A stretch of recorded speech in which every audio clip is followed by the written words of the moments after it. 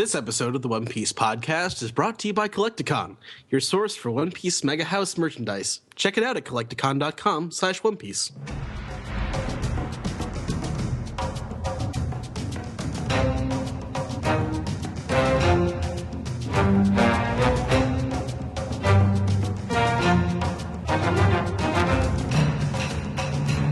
This is the unofficial One Piece podcast, episode 309 for the week of Monday, March 10th, 2014. My name is Zach. And my name is Ed. And my name is Steve, bumped down to third.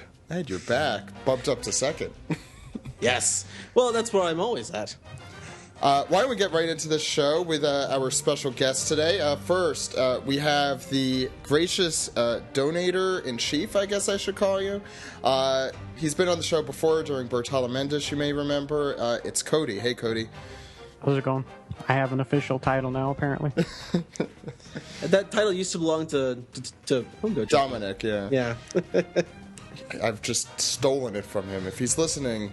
His podcast has a long and varied history. He needs to return his cape immediately so I could give it to Cody. We also have William, our chief news guy for the website. Hey, William. Hey, that's me. I'm back. And you're in Belgium right now, not in Japan. I am, so it's really late here. Perfect. That's when you get the most weird discussions amongst us, usually. We have a lot to do this episode. We have a manga recap, which has been spurning a lot of controversy, apparently. We also have some news. We have Pieced Together and a Toonami recap.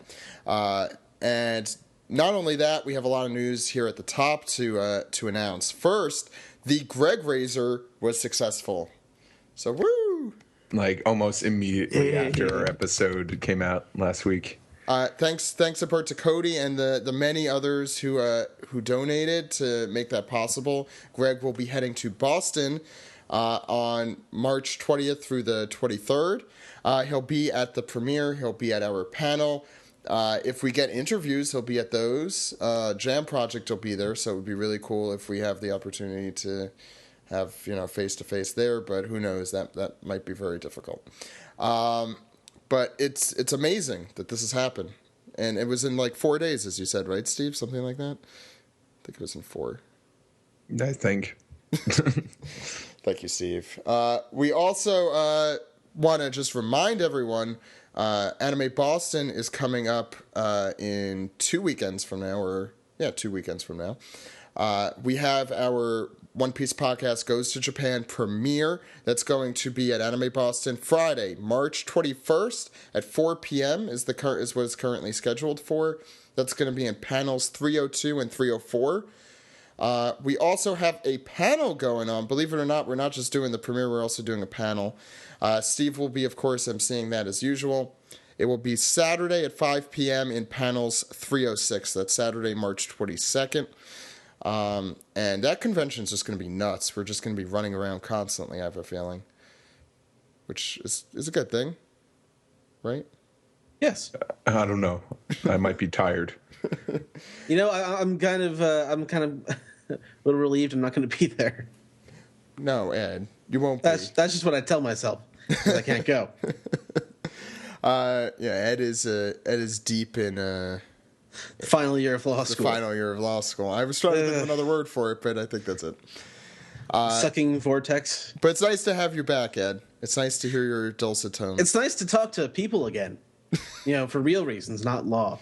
I know, it's weird. It was always weird when I came back on the podcast during law school. Mm-hmm. We also want to mention, it is I think when this comes out, it's the 3rd anniversary of the tsunami in Japan. So we want all of you, I know you have, but we're going to put on our website, where you could donate. Our drive, as you may recall, we did Anime Fans Give Back 3 years ago this time. I can't believe that was 3 years ago. Yep. Although it never really felt real because we were up for 24 hours. And Anime Fans Give Back to Japan was 2 years ago. But that drive always continues. We'll have the link up on our website, or go to globalgiving.com. I'm sure they still have those donations available.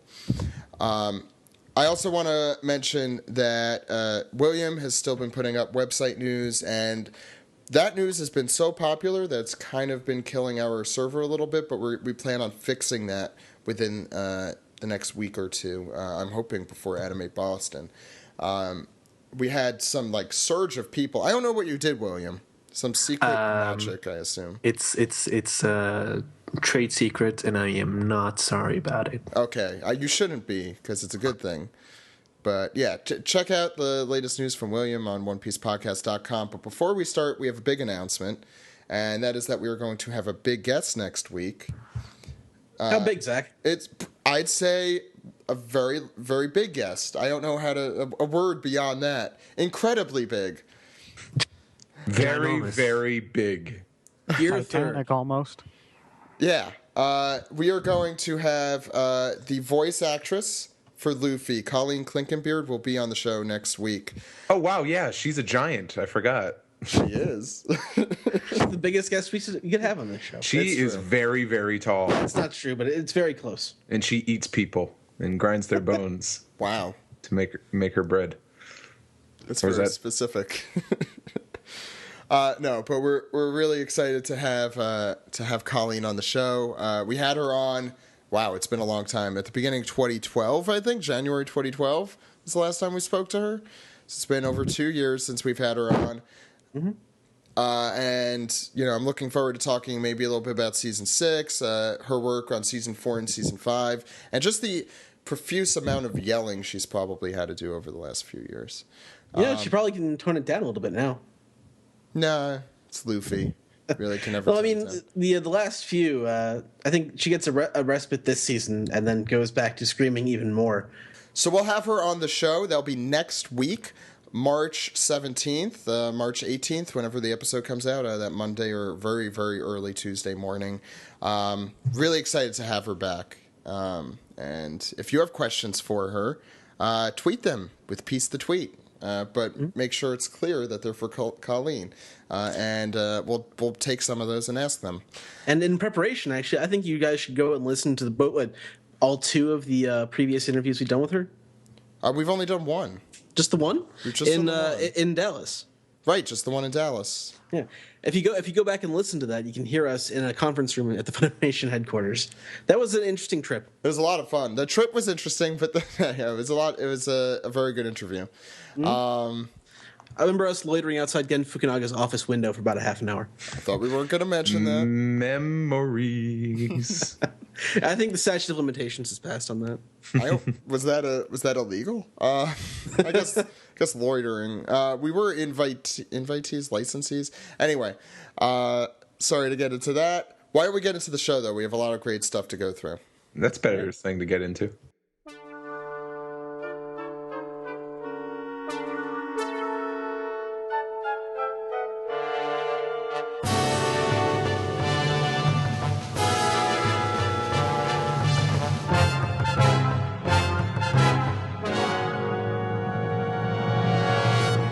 And now it's time for the news with me, Ed.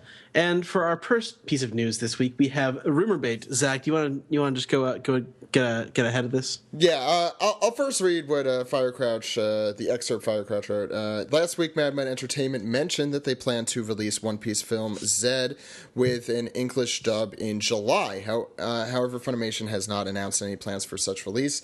Later on March 5th, Madman Entertainment posted on Twitter that they cannot confirm anything at this time and their date was only an estimate. This has really gone around the rounds to the point where, I think it was Yonko Productions asked. It's not all his fault. He asked the guys at Madman in Australia, which is the Australian distributor, which actually just got put up for sale. Their parent company, is getting sold, or I guess. I don't know, something happened financially. Anyway, he asked them at a convention, and they said, "Oh, it's going to come out in July." I think then Zoro's Pride from One Piece Reddit, so the One Piece Reddit was really on top of making sure about this. So they asked them again, and on Twitter they just replied, "July." That's as Steve. Yeah, gotta love that press release from Madman Entertainment. July. But we checked, with our sources. We wanted to make sure it's like, is this true? And as Firecrouch mentioned, and as Madman apparently later mentioned, no, it's not true. It's all an estimate. Now, could it be out in July? Sure. Do they have it? Who knows? That's kind of the thing. Of course, it's like what Josh You said. gotta kind of think they'd to get it out in July, they'd have to be working on it right now, wouldn't you think? Yeah, but we don't really know what's. Yeah, going on. we don't know any of that though. So. I mean, Hard it's to say. it's what Josh has said. They're after everything. Of course, they're trying to get One Piece films, Ed. I mean, who else is going to get it? So Yeah, I and mean, even Josh said last year on the Strongcast that Zed was the next thing they were going to be looking to do. along with any future seasons. But So, I meant movie wise. That Right, was right, kind of right. they were going to go in that direction before going back to any of the old ones. which makes sense in a way. So I mean, I'm really excited for this to happen someday. But Someday. Well, let's not talk about this rumor anymore. okay. Yeah. Next piece of news: Ikebukuro-based theme park J-World Tokyo, Namco Namja Town adjacent, will be revealing some new attractions and improvements on March 14th. The most notable of which are new areas dedicated to Kuroko's basketball, the Prince of Tennis, and Gintama. The One Piece area will also be getting a new musical performance featuring Brook and his guitar, hopefully like the Country Bear Jamboree at Disneyland. Animatronic Chuck E. Cheese Brook. Or you're the birthday, you're the birthday, you're the birthday, boy or girl. Sorry. Yes. I had to sing the whole song. Not creepy at all. Yep. In toy news, Mega House has announced an August release for a new Gladiator Rebecca figure. The 1/8 scale figure will stand at 22 centimeters, comes with a sword, shield, and alternate head, and be priced at 8,400 yen. Before pre-orders became available for this figure, the Bandai Figure Arts Zero Baby 5 figure became available for sale with the June release date. Baby 5 measures at 16 centimeters and costs 3,400 yen. Figure Arts Zero Fujitora and artist special animal figures for Shanks and Zoro are also coming soon. Next piece of news is some American news, and Viz announced that they will be releasing their second box set for One Piece this November. One Piece Box Set 2, Skypiea and Water 7 will contain volumes 24 to 46 of the manga and have a standard price of US $185.99.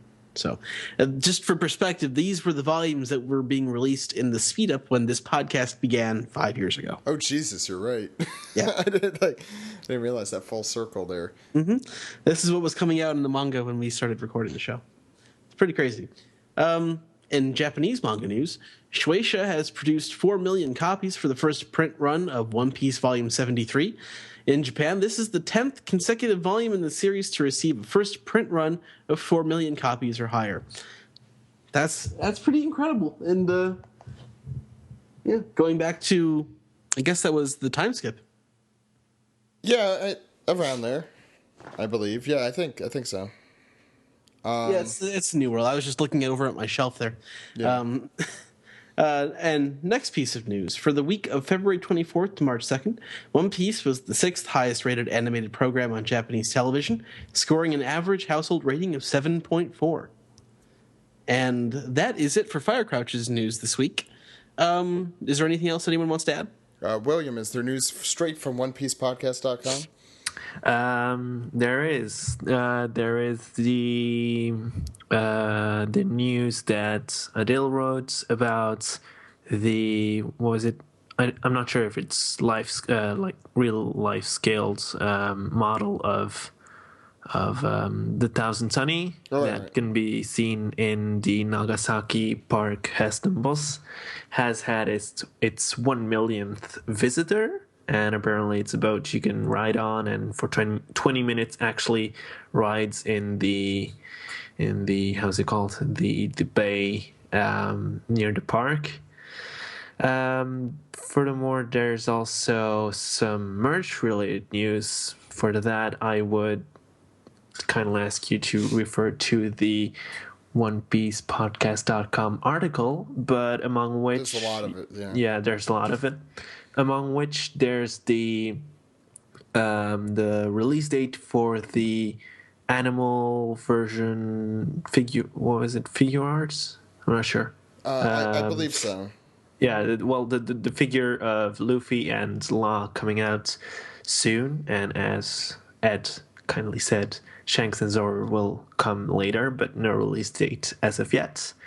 And then there's also the what's it called? The log collections, I think. Right. That are coming out in Japan soon. Yeah, those are essentially like the collections we get in the United States, except they're like 500 times more expensive because it's Japan. Yeah. Well, they're actually not terrible, right? They're like 54, 154, or something like that.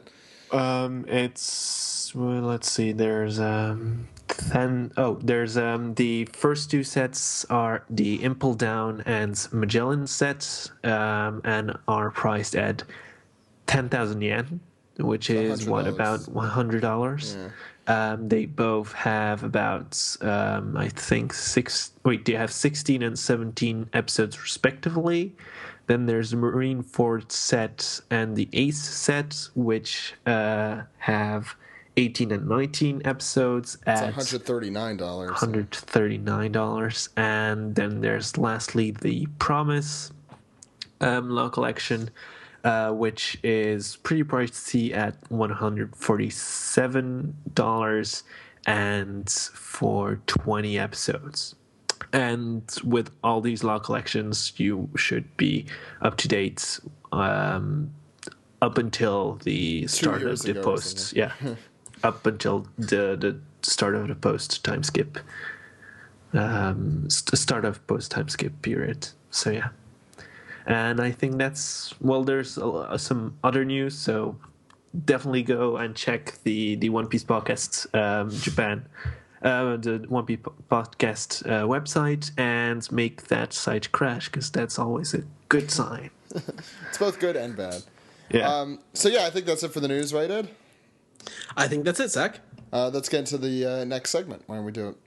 Okay.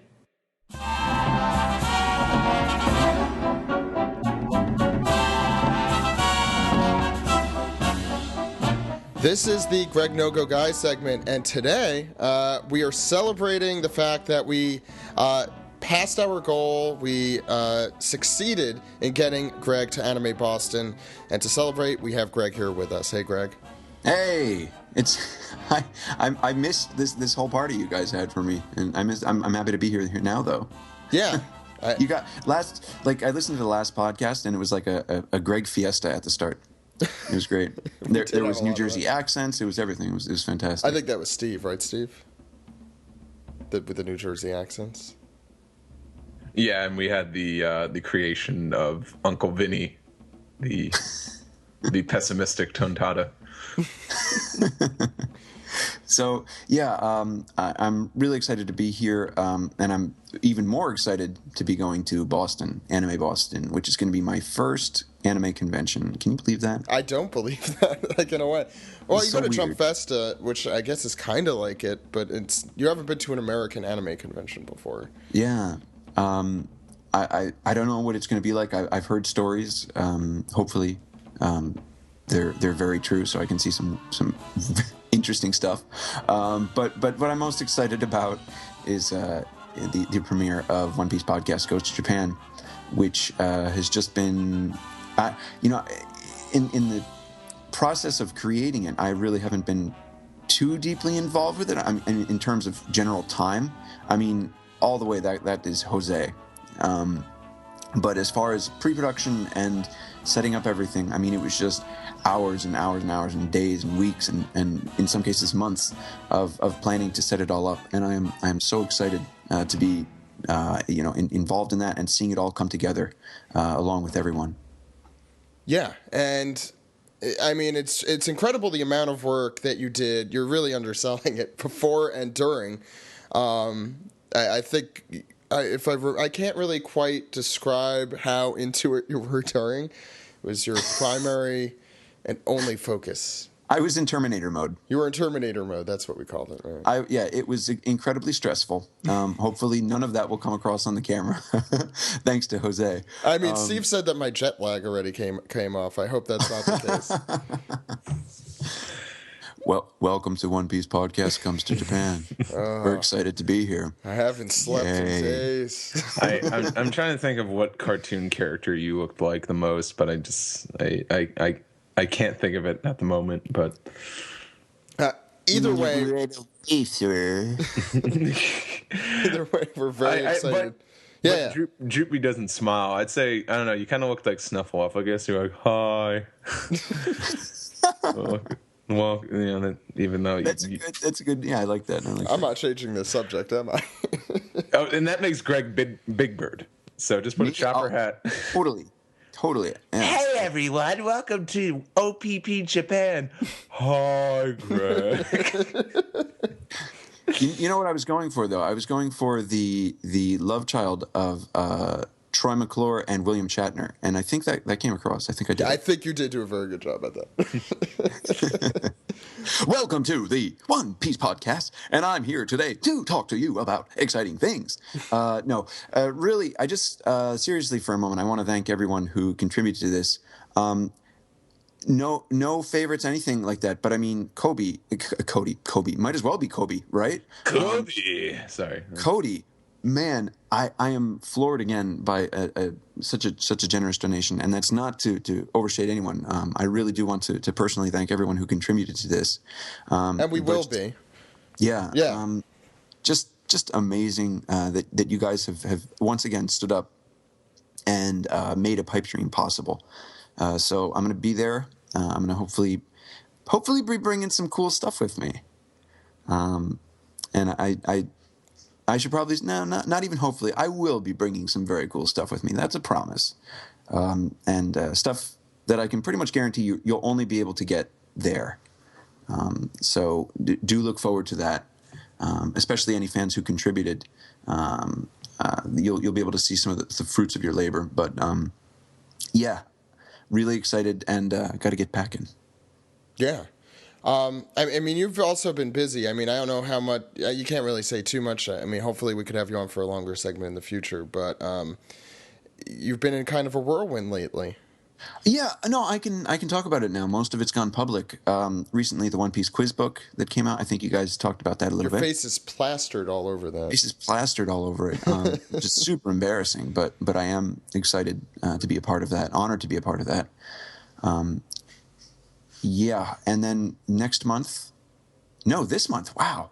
This month on the 20th, I have I don't know how to describe it in English. It's like its own mini tankobon, like a mini volume that's going to be included with V-Jump that I've been working on for the past 3 months. And that's going to include kind of like One Piece Maniac info, like Mania info, from about 3 pieces from each volume. Wow. And yeah, it's some of them are not as like detailed as others. It's like, hey, this is the first time that this character showed up, but it links volumes together, so it's kind of supposed to be an introduction to the series, so you can get into it if you haven't really read the series before. But there's also some original new, some new facts in there that when you read, you'll be like, whoa, I didn't know that, or I didn't see that there.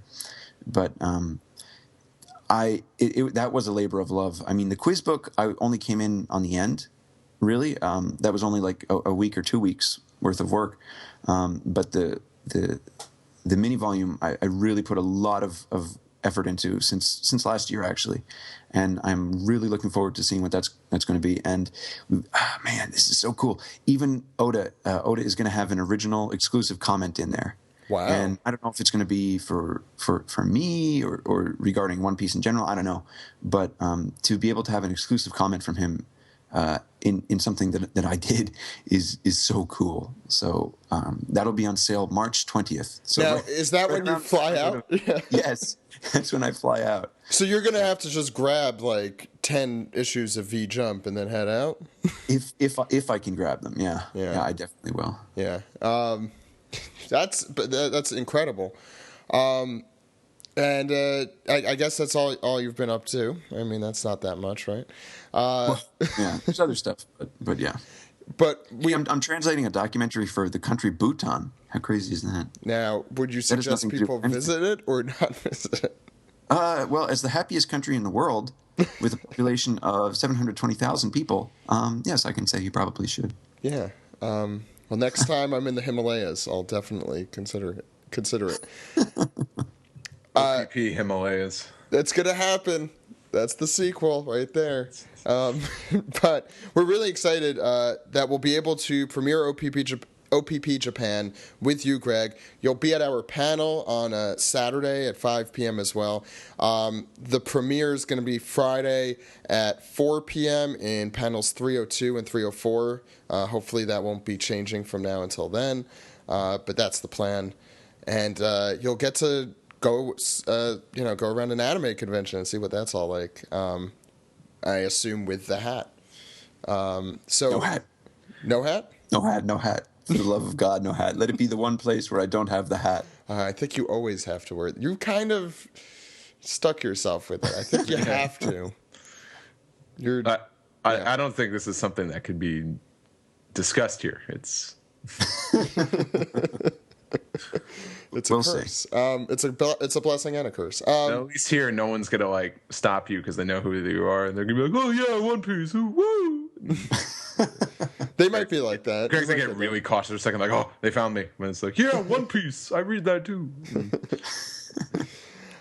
So Close. I'll be like, oh yeah, it's a pretty good series. I like it a little.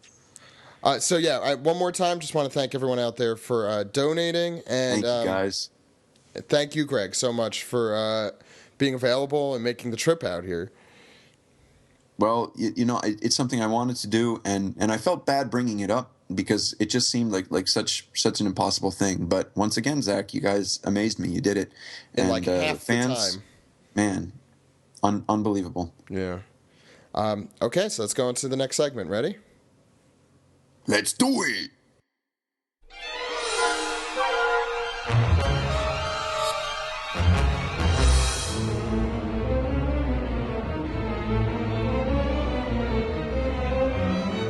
This is the contentious manga recap for chapter 740. It's in your hands. There's 3 exclamation points there. That's how you know. Wow. Yeah, that's really important. I got it in my hands. It's all over. It's all over my hands. Ed, I'm so used to saying Steve. It's only been like 3 weeks, I know. But Ed, what's going on the front page here?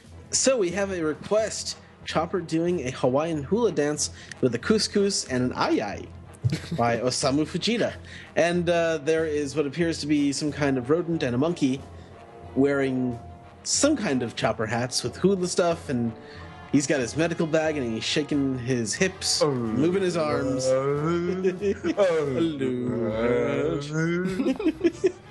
And William, you're from France, and there's French. Yeah. Not from France. You're from Belgium, but you speak French. So I do. I almost got that correct. I feel like since there's French on here, I should ask you about it. The French is in your hands. Yeah, well, it just says Medicine Without Borders and not Doctors Without Borders. So, because Oda can't French very well. and apparently he can't Google either. So I wouldn't trust it. Maybe he was doing a play on words there. yeah, maybe. And after Maybe he was Sanji's using been Alta doing Vista. so well. But it was like that in the original Raw as well. Yeah, I feel Yeah, like they don't change these for America. Yeah. Google Translate for Spanish to Japanese is probably just as bad as English to Japanese. Oh, right, I forgot about the Spanish. Yeah, that was yeah. Okay, and I do like this cover. It is cute as hell. It is. It reminds me which one is the couscous and which one is the ai? Ed, have no feel idea. like you would know that. No. Nope. Let me look it up while we're Performing talking. for a bunch of pirate mice. Nice. Pirate mice. The couscous is the one on the left. Okay, so the couscous reminds me of New Leaf, the one of the inhabitants of my village in New Leaf. Animal Crossing gaming. Oh, okay. Oh, I was about to fill Zach in. Thank you. I'm like, oh, you have a monkey in your village. There's a monkey in your hands. It's in your hands. It's not a great running joke, but I'm sticking with it. And that explains my sense of humor. And I also like the mice pirates. That's also fun. This is a big chapter, so I guess we should get right into it, Ed, right? and we start in the basement, first floor, palace, outer wall, tower. And Luffy is running amok. He's going, all over the place. This chapter also starts with an ah. Oh yeah, last week too. I forgot about that. And they are just running all over the place, but they keep running into dead ends. But Pika can move his ability allows him to move the walls at will because he's a rock person. He's practically a living labyrinth. Yeah. It's cool. I think it's cool. And then Violet asks Luffy about Zoro. And it's like, are you sure he'll be okay? And Luffy's like, yeah, he'll be fine. Don't worry about him. He can pull through anything. And he's with 3 exclamation points. So it's a heightened situation. That's an awesome panel too. It's like him kicking through the wall. Well, yeah. Is that armor in hockey that he's using on his foot, or is that just the no, shadow? it could have been. Originally, I just thought it was a shadow. I just thought it was shading. But no, it might as well be hockey. I mean, it would make sense from music. Very reminiscent. Hockey to, sandals. Sorry. I feel like more of his leg would be colored black if it was hockey. Maybe. That's just me. I thought it was very reminiscent to the Chinese martial arts movie Color Spread for some reason. Exactly. I was thinking the exact same thing. It's a great pose. I love awesome. that color spread.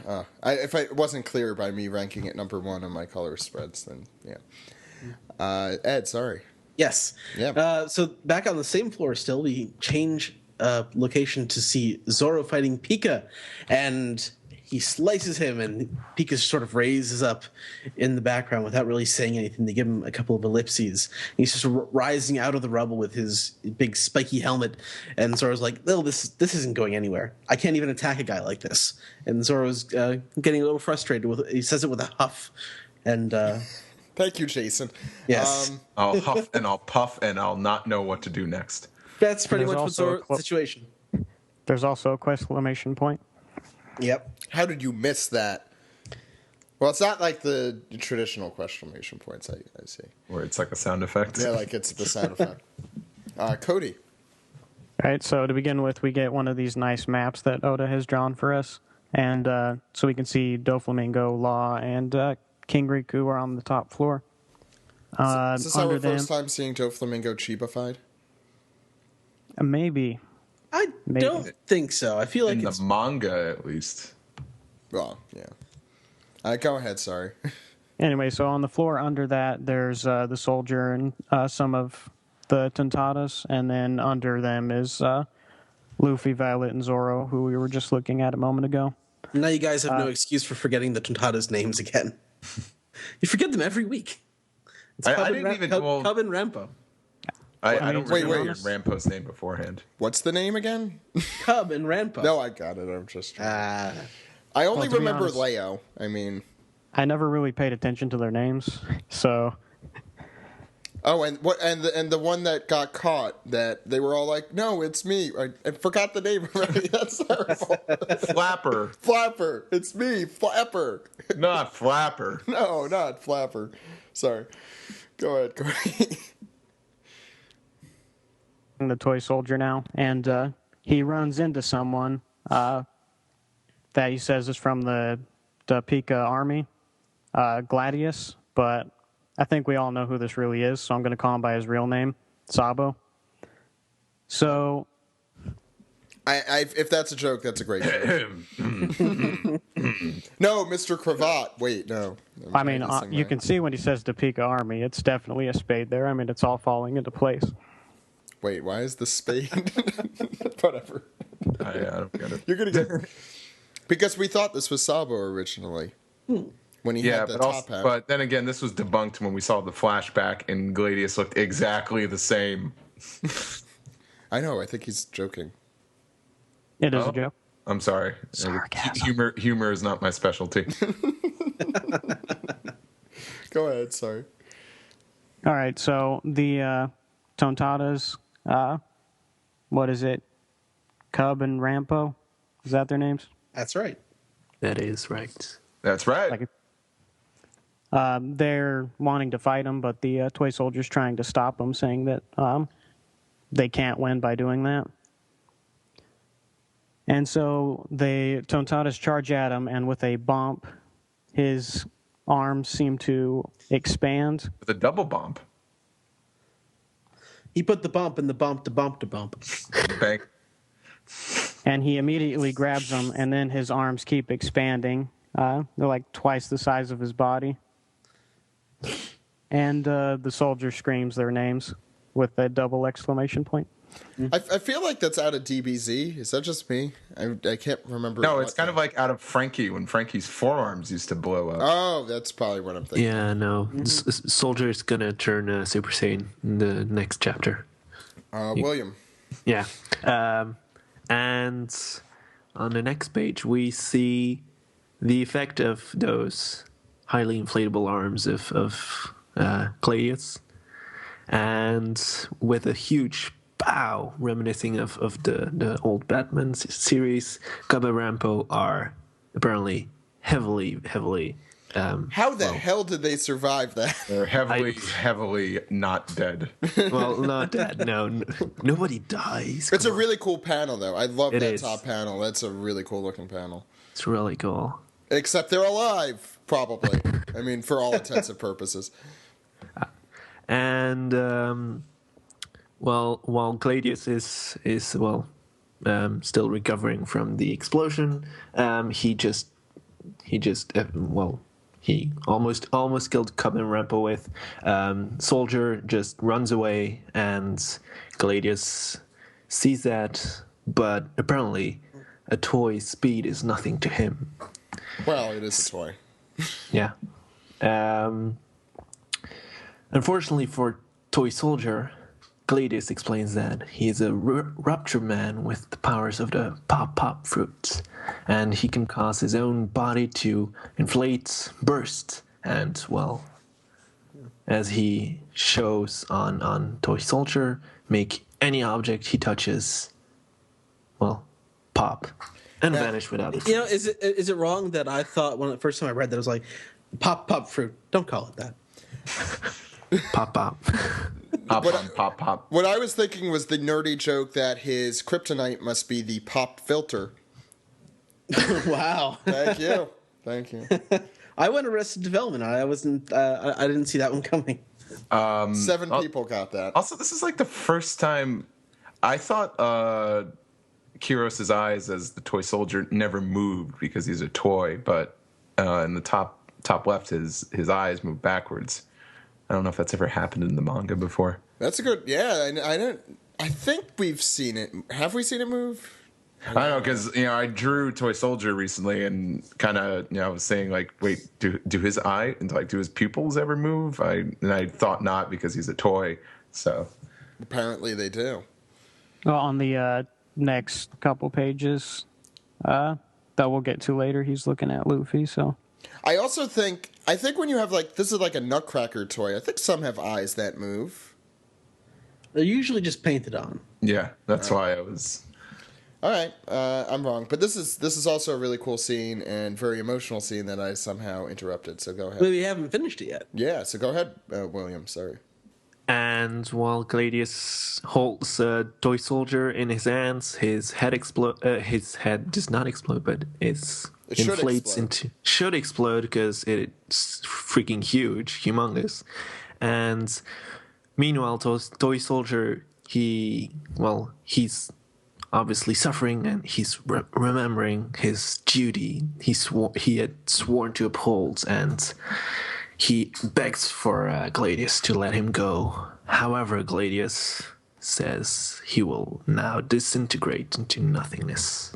I almost thought you said his Judy, and I'm like, no, I'm pretty sure her name was Rebecca. When I first saw this page with his head all blown up like that, I thought it was some weird perspective shot. And I was like, what the hell?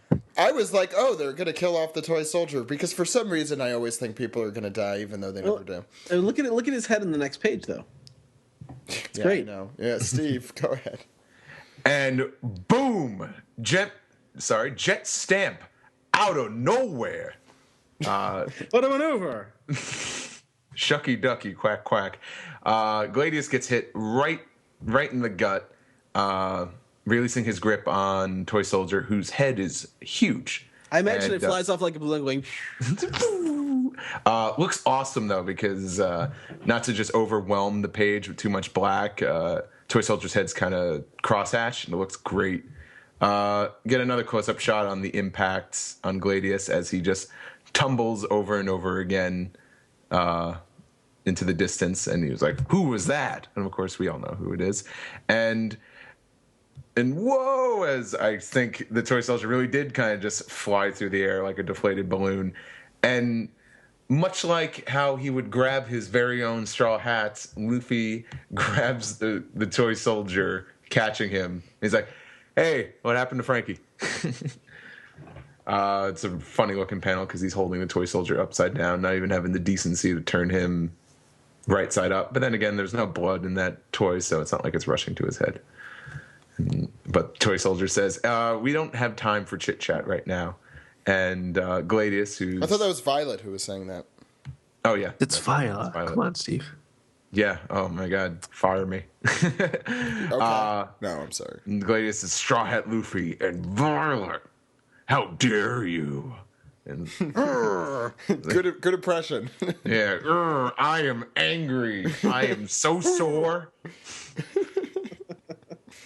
And we do have the sound effect above his veins popping. Snap. Then comes the crackle. Then comes the what. Pop, pop. Thank you. Don't call it that. Says, "You betrayed the young master." And Luffy's like, "All right, come on, put up your dukes." And Violet's like, "No, we have to run. This is no time for this. We got to get to the second floor. He's more trouble than you realize." So Luffy, the Toy Soldier, and Lady Viola are heading down the hall, and Viola explains, "Yeah, I've been watching you too, and you and Rebecca, so I know how hard you've been fighting for the last decade." Remember, she has the all-seeing eye. She is the Illuminati. She is the Illuminati, that's true. And she comments how it must have been very hard for them, and she thanks the Toy Soldier. And he says, "Why don't we just save this for later? Because there's no greater pain than King Riku and yours." And Gladius is not happy about any of these developments. Especially the fact that there is a traitor in his midst. And Violet, Viola, whatever the hell we're calling her, she says, "Look, I haven't betrayed you. I've never once been with you." And he said, "Look, you dishonored the master. That's all I need to get. That's all that matters to me." And he helmet pops all over the place. It's really disgusting. No, and the shards fly, and one of them hits Violet in the arm. She falls, and Luffy is pissed because he wasn't able to stop that from happening, or didn't stop that from happening. And he takes the blame for it while carrying both of them, noting that they just need to get to the second floor, but there are no stairs. So what should they do, Ed? Well, as you see, Zach, they're running, and they start to run towards the window. Oh, yeah, they do. Yes, and on the next page, they run out of the window. Ah, I see. Yeah.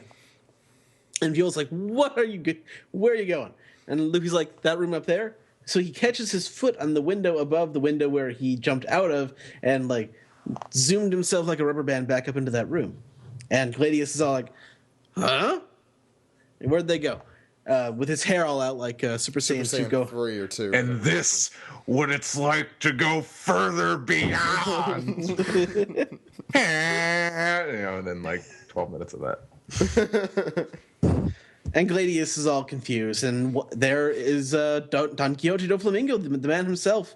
He calls out to the young master, "Why are you here?" Runs down the hallway. Yep. And it's actually Kinemon, and he's like, "What the hell? What, young master? I am Don Quixote." And little Tontata on him is... Are you saying you don't remember the name of this Tontata? No. Then you can't criticize us. Sure, but they don't keep saying this Tontata's name week after week in the manga, and you keep forgetting it. It's Wicca, by the way. Oh, wait. There you go. Wicca. And Wicca informs him that young master is actually what they call Doflamingo. Because I can't not do the Tontata voice. No, you can't. You have Nope. to. You're contractually obligated, let's be honest. Yeah. And Don Quixote Doflamingo, according to the Oda box, says, "Young master am I, taking advantage of the situation." Very dramatic. And Gladius informs him that there are intruders in the palace and they need him to wait above while we take care of them. Well, he's like, well, I'm going to have to go underground and observe Conjuro. And Gladius says, well, he disappeared from the scrap heap. That samurai? It's like, disappeared? What? He is Can you do like a Seinfeld voice since he's Seinfeld's voice? Oh, Japanese say I don't know. That doesn't. What? What do you mean he disappeared? There you go. That's what I was aiming You for. want to go get coffee in the car from 1974? I don't have a Seinfeld voice at the ready. I'm not from New York City. What? Cody, go ahead. Right. So back on the palace second floor, we see Luffy, Violet, and the toy soldier, and they appear to be hiding. And Luffy's wondering why they're hiding because Mingo's right there. Being quite loud, apparently. Yeah, and on other observation, Soldier's eyes are moving some more. So now I think it's safe to bet that his eyes have probably moved a ton in this manga, and I just never noticed. Yeah, because eyes move. It's something I'm used to. It's true. Continue, Cody. Sorry. All right, so what's the name of this big guy again? I can't remember it. Buffalo. Oh, yeah. So is it Tatanka. Buffalo talking right now? Or is he just there? I think he's just there. I think he may be talking a little bit, but yeah, I don't know. Doflamingo's below him. I couldn't quite make him out. But anyway, so Doflamingo is talking to Law, saying that, and Doflamingo says that you were after the Smile Factory, or at least that's how it was initially. But now he's wondering why the Straw Hats are working with the Tontadas and how they got underground and why they're going after Sugar. It can't be a coincidence. It's interesting that he uses the phrase, they must know the root of the darkness of this kingdom, and also admitting that he is a bad guy. He makes this face like, they can't find out my plan. Biting his fingernail. Yeah. My plan. Kind of doing a strong bad almost, I feel like. A lot of my voices end up being strong. I mean, it's weird when a bad guy kind of knows he's being a bad guy. I guess Doflamingo would be the one who would do that. I'm so evil. I am evil, and they must not find my evil plans. I don't know about that. He seems to think he's justified in what he's doing. Well, because he's better than you. He said, then they must know the root of the darkness of this kingdom. Maybe that's just me. I'm overreading. Go ahead, Cody. All right, and then with WAP, Baby 5 smacks Law, telling him to answer Doflamingo. Law glares, and Baby 5 is crying now because she just smacked him.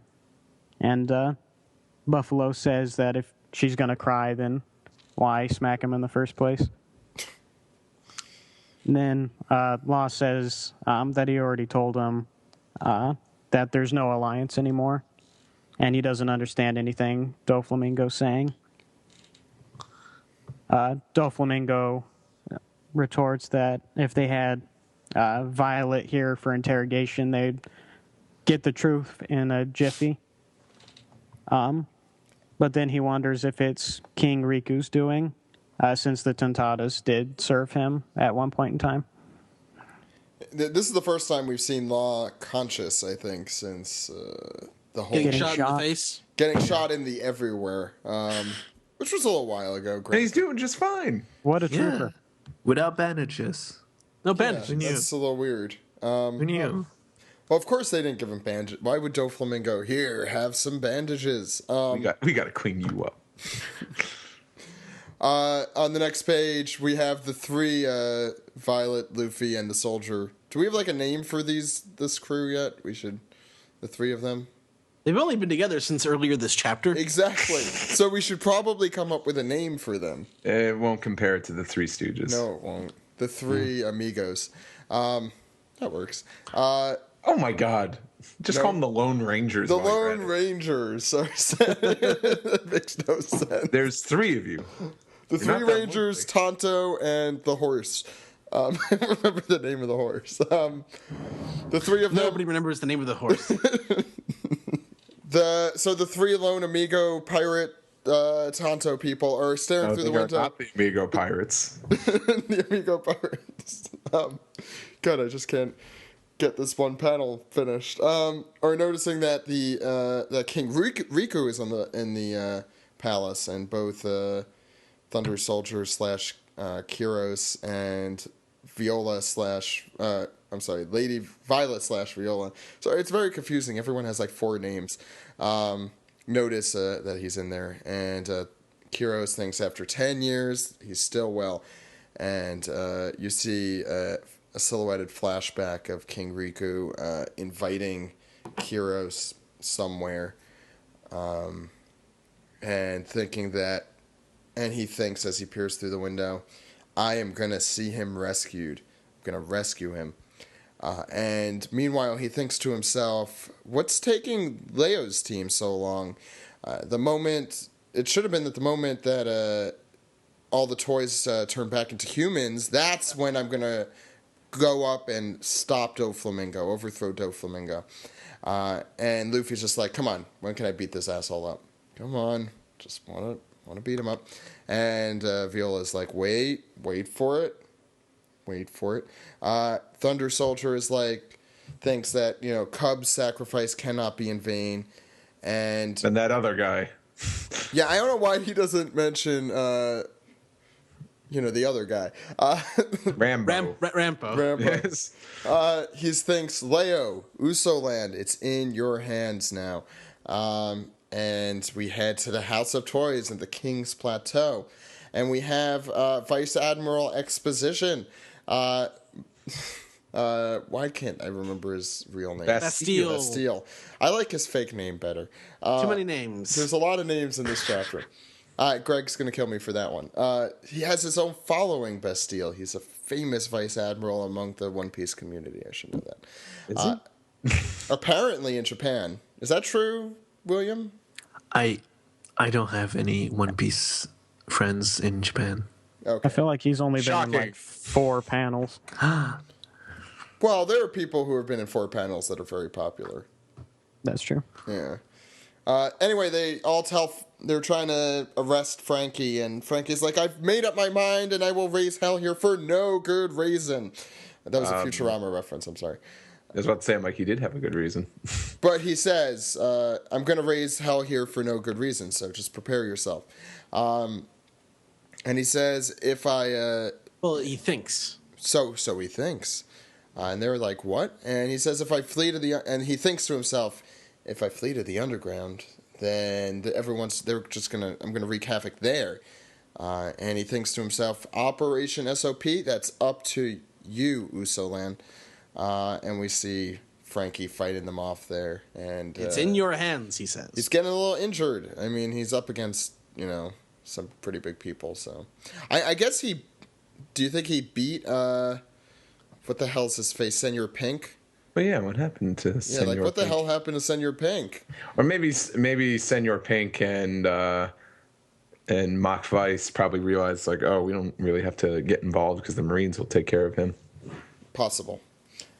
Steve, finish us off. Big page. Okay.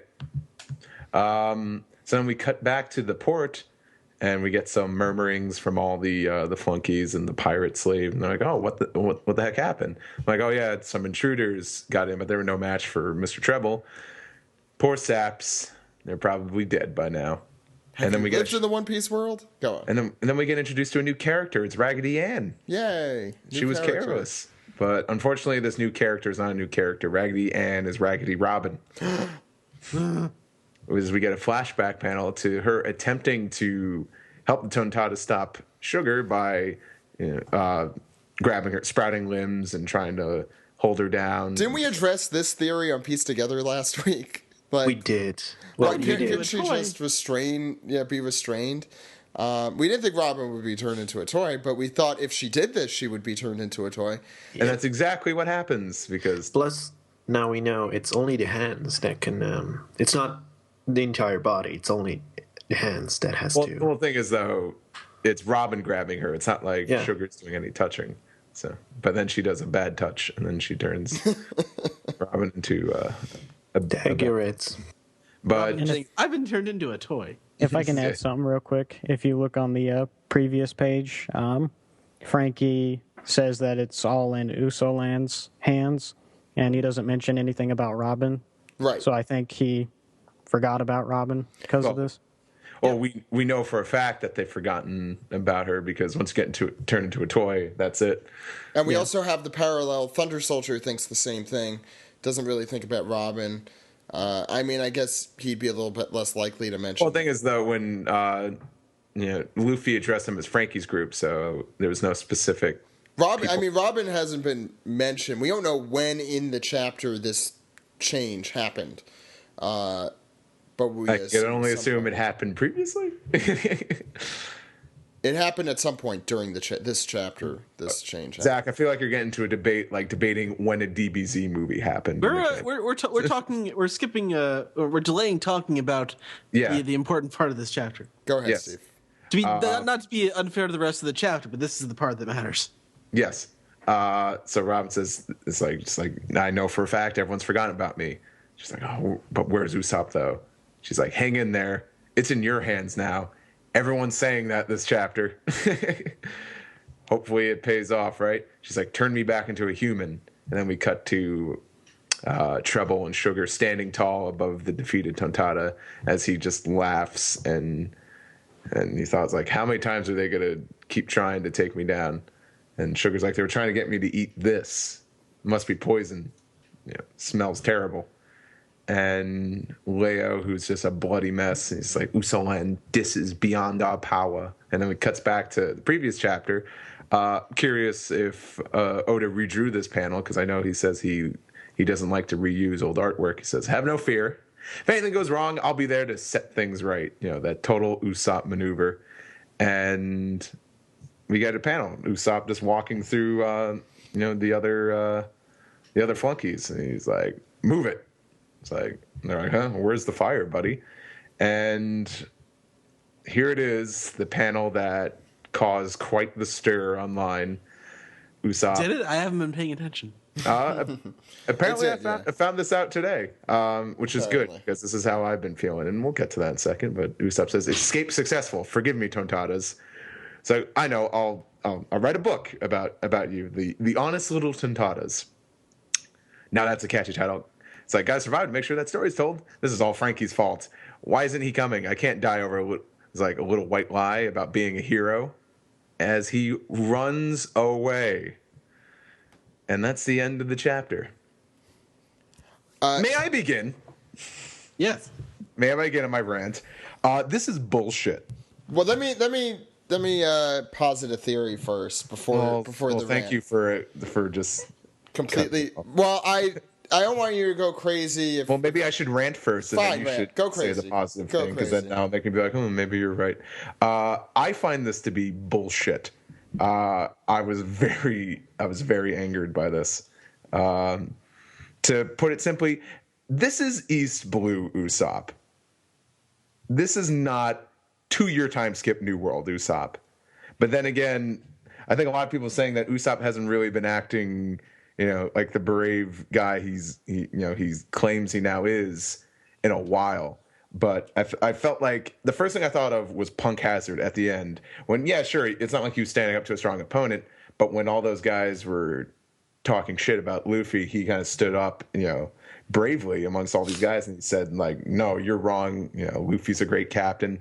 So I thought that at least was a sense of, hey, Usopp's, got a bit more of a backbone now. Yeah, he's always going to act cowardly in some ways. That's his personality, but I felt like he's overcome some of that, and he's a lot more, optimistic. He's blaming Frankie. Look at that. He's blaming Frankie, and he's just, like, I'm thinking maybe this is like a Joseph Joestar maneuver where, yeah, he's running away. He wants you to think he's a coward, but he secretly has another plan. I'm not getting the sense here. Because he's blaming Frankie. He's coming up with this stupid idea of just writing a children's book. I won't buy your book, Usopp. Go to hell. This pisses me off.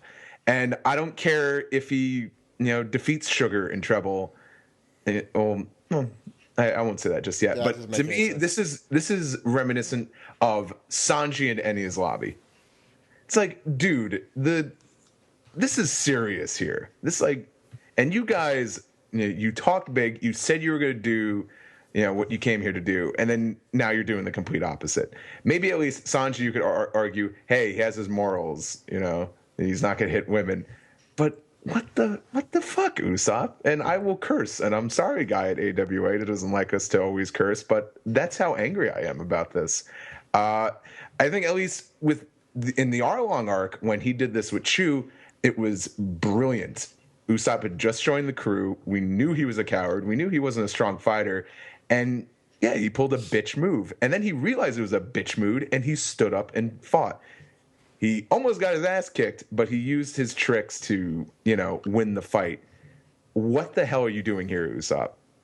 And now what's worse is you're blaming another crewmate. It pisses me off. All right. Well, let me explain my side of this. So I don't really think it's worth complaining about this yet. It's nice for a chapter to leave me with an emotion. No, it's good. That's good. No, I think that's what Oda wants you to feel here. I think he wants you to feel pissed off that Usopp's doing this.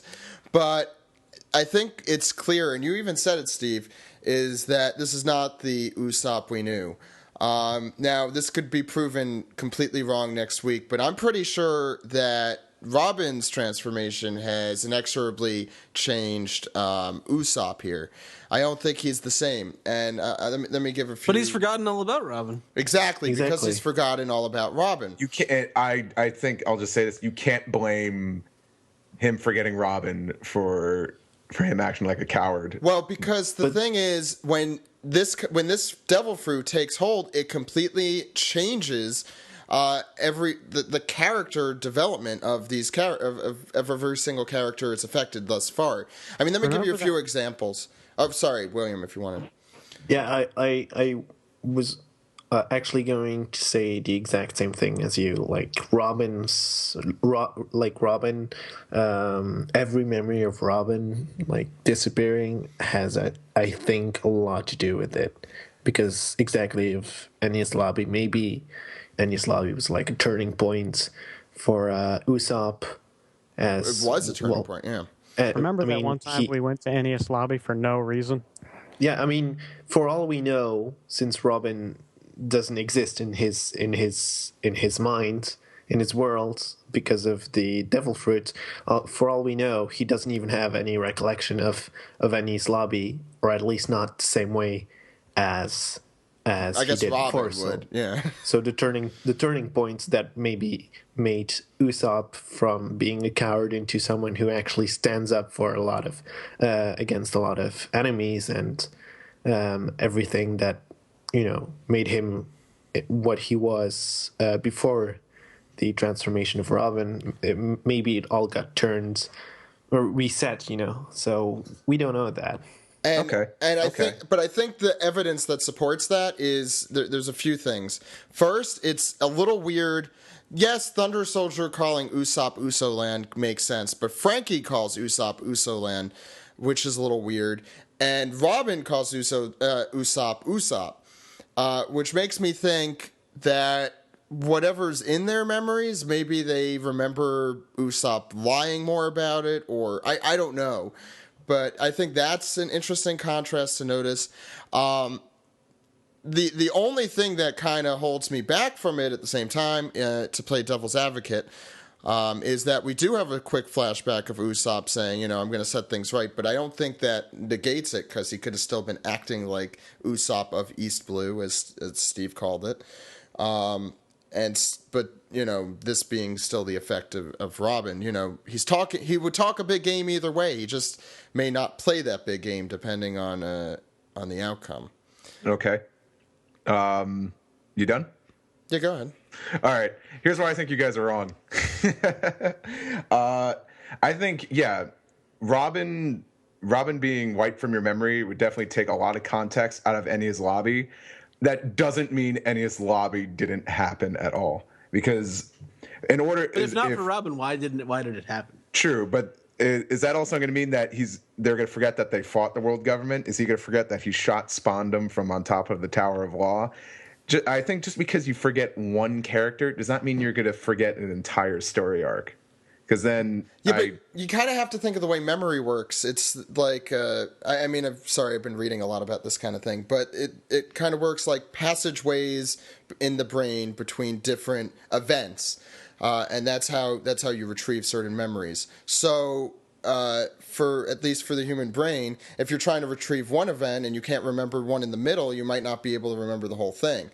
I'm not saying, Enies Lobby didn't happen at all, but, who knows if Soga King existed in the same way? Who knows if he might not remember shooting the justice of the flag on the Tower of Law because they were there trying to save Robin, Is the motivation of that going to change the character? Maybe they did all those things, but the motivation changed. I just find that... Steve, don't you want him to be right, though? Don't you want Zack to be right and Usopp isn't really a total pussy? I do, but I just find that theory so wishy-washy. Because then that would mean pretty much Usopp doesn't remember anything beyond Drum Island. No, but maybe he does remember. Maybe he still has memories of Enies Lobby or whatever it was connected to Robin, but because the whole dramatic, oh my God, Robin was kidnapped and we have to save her thing didn't happen, it's just not as fresh in his mind, Well, let me put it this way. It's like, okay, so then he doesn't forget like his battles in Alabasta. He doesn't remember Skypiea. Because Usopp, maybe if, talking about it, seems like combating the world government is the biggest thing he's done. But like that, I think that's saying very little to what he did in the past and the enemies they fought together. I find this whole memory loss thing just be really wishy-washy and kind of like a bad excuse. Well, let me put it this way. I think it's more like, do you remember, what you ate for lunch or dinner today? Compared to, do you remember what you had for lunch or dinner a month and a half ago on, January 14th? I think that's kind of like what's going on in that the transformation that happened in Usopp's head. But let's say you got your memory wiped completely of steak. Wouldn't you still remember having a salad with that steak? No, but what I'm saying is that salad. I really don't remember anything else. What I'm saying is that the memory of the meal itself may be affected. You don't know how. This is such a weird example. You don't know how. You don't know how the memory of the entire meal. Metaphors and similes work great with me. Well, let me put it this way. You might remember having the salad, but having a salad is a very different experience from having a steak and salad. Trust me, steak is pretty incredible. And again, meals aren't. People are willing to mutilate themselves for steak. Like me, yes. Also, what it has nothing to do with this, but kind of does. How did Frankie get recruited if Robin wasn't there? I feel like we're going down a rabbit hole in general. Yeah. That's why I don't like this theory. Frankie's gonna go crazy for no reason. I'm counting on Usopp. We've forgotten about Robin here. But we've kind of been avoiding this debate the whole time because we knew this was going to happen to Astride. We thought it was going to be Usopp. We didn't think it would be Robin. But we knew that, figured this would happen. At the same time, we weren't considering the memory loss implications of all of this. We just wanted to see Usopp as Pinocchio. We weren't... Yeah. We were kind of considering it, but we didn't talk about it because of this. Actually, I sent a piece together. Piece together like quite a while ago that did not get read. Thank you for that, Zach. I'm sorry, William. And it was really like a few months ago, and I was already thinking like the implications of what memory loss. Devil Fruit could do and everything. So I think Oda could go really, really far with this. He can, which is cool. He can.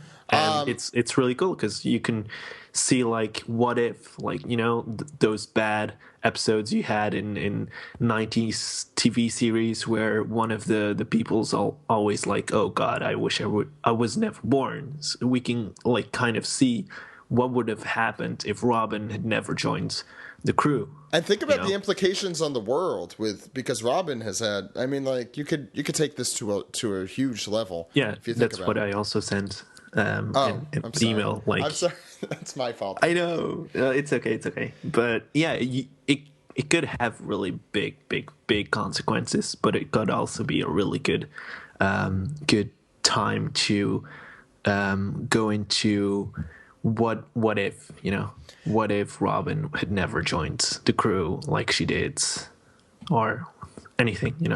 And I mean, concerning Usopp's character development, I think it's also what you said, Steve. I mean, he not quite to the caliber that we'd expect or want, certainly in the new world. But I think he's. But it doesn't even seem like he has a backup plan. Like, oh, let me run away, and then I'll try to snipe them out. He is running away. I think that's because his personality changed. And if he's really if he's just faking it and he does have a plan, there's no reason for him to just yell out all this crap.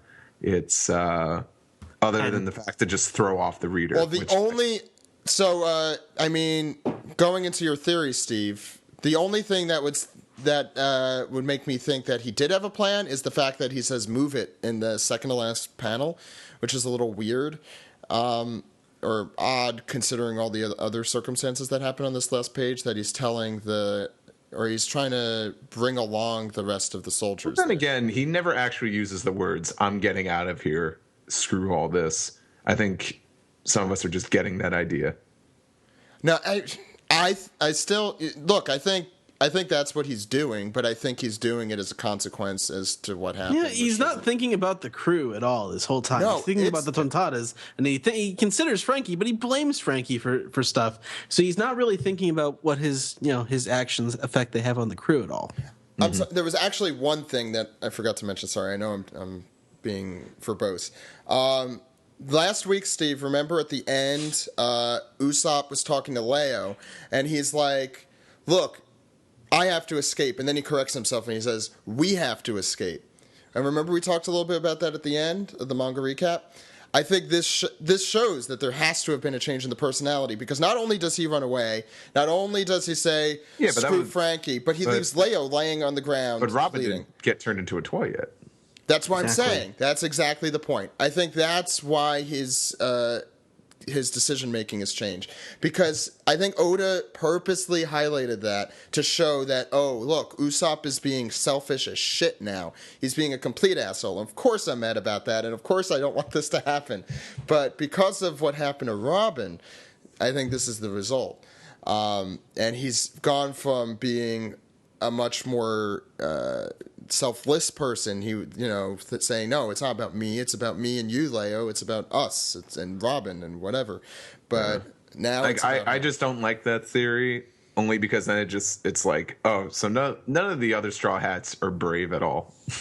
As soon as we lose Robin, that is the heart of this team. No, but that's the particular thing about Usopp. Yeah, that's Usopp's shtick, or old shtick from East Blue, is that he was scared and he only cared about himself. And the whole character development that happened in Water 7, the episodes we were just going through in Toonami, is that, oh wait, it's not about me. It's also about Luffy and Robin and Frankie and whoever else, the rest of the crew.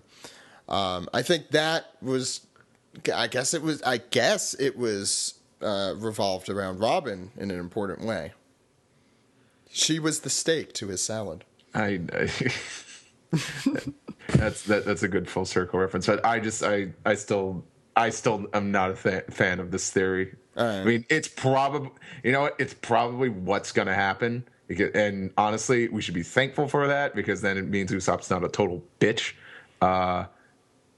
I'm not too crazy about it. Yeah, look, I don't want Usopp to be a bitch. I think it's what Ed said. I'd rather have Usopp not be a bitch and be like, oh, losing those memories has kind of degraded his, how far he's overcome his fears.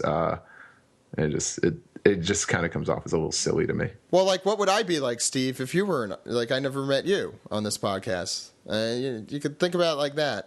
It's weird. Far more humorless. You see? That's the only thing I've gained in these 5 years is humor. Amazing humor. That's what I gained. But I think it's also... I think it's also what Ed said. It's even if it's not what you believe, it's kind of what you want to believe. It's like, don't you want this to be true? Any other thoughts? Sorry, I guess that got heated, which is fine. I think that sort of covers it because the rest of the chapter didn't matter. No, I disagree. I like the rest of the chapter. The rest of the chapter is like, oh, we got to get to Doflamingo. That's not Doflamingo. That's Kinemon. Okay, now we're at Doflamingo.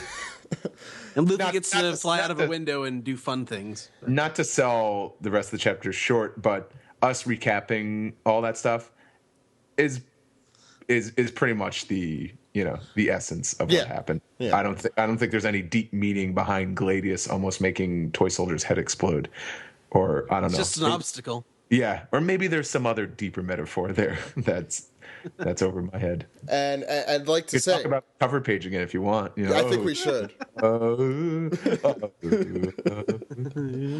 I think Oda has shown that he's not as predictable as we think, though, because I didn't see Raggedy Robin. I just don't want this to be another Sanji and Enies lobby. I think. I think, yeah. Well, he had a very good reason for doing that. What was that reason? But don't hit women. He did have a good reason, but it really hurt his character. See, and I think I do agree with that. That's the difference between that and this, though. This is bullshit. If it just, it's not because of some memory loss. You expected Sanji to do that in Enies lobby. Yeah. Yeah, that was so annoying. Didn't want him to. No. And it's too. We didn't want Usopp to run away. We wanted him to kind of come to the Tontada's aid and save the day. Don't know how, but but here we are, and definitely looking forward to next week's chapter. If it cuts back to the Coliseum, I'll be like, oh, fuck the Coliseum. Yeah, I would be so happy if it's the Coliseum. Why? Because I want to see what's happening in the Coliseum. That's true. I'm making a joke. I think the Coliseum's great, but like something like this kind of cliffhanger would make me disappointed in seeing the I agree. Coliseum immediately afterwards. I think I wouldn't be surprised if the whole chapter didn't revolve around this next week, but I hope it does. I want some resolution to this, because this is what a freaking turn of events. It's not like I'm saying this was a shitty chapter. No, it's a great chapter. Yeah. I'm glad it left me with an emotion like this. It's not the best kind of emotion, but hell, at least it's kind of impacted you. It's not just like, yeah, this is a great chapter. I liked when he punched this guy and then this guy got punched. That was cool. No, it's like, fuck, I got an emotion. Now I don't need to drink to feel anymore. That sounds so wrong. I got a raging emotion here. No, it's good. It's good. We don't have these kind of debates anymore, I feel like, so it's good to have that. It's too much of a debate lately. Everything's kind of straightforward. It's like, and then Treble threw a bomb at a fly, it happened. So I find that to be bullshit. Yeah, we haven't done something like this in a while. It's good. It's just such a paradox, though. I mean, we could, it's philosophical, which, it's an interesting thing to think about. I'm sure we have a lot of piece together about this, so why don't we get to the next segment? All right, let's do it.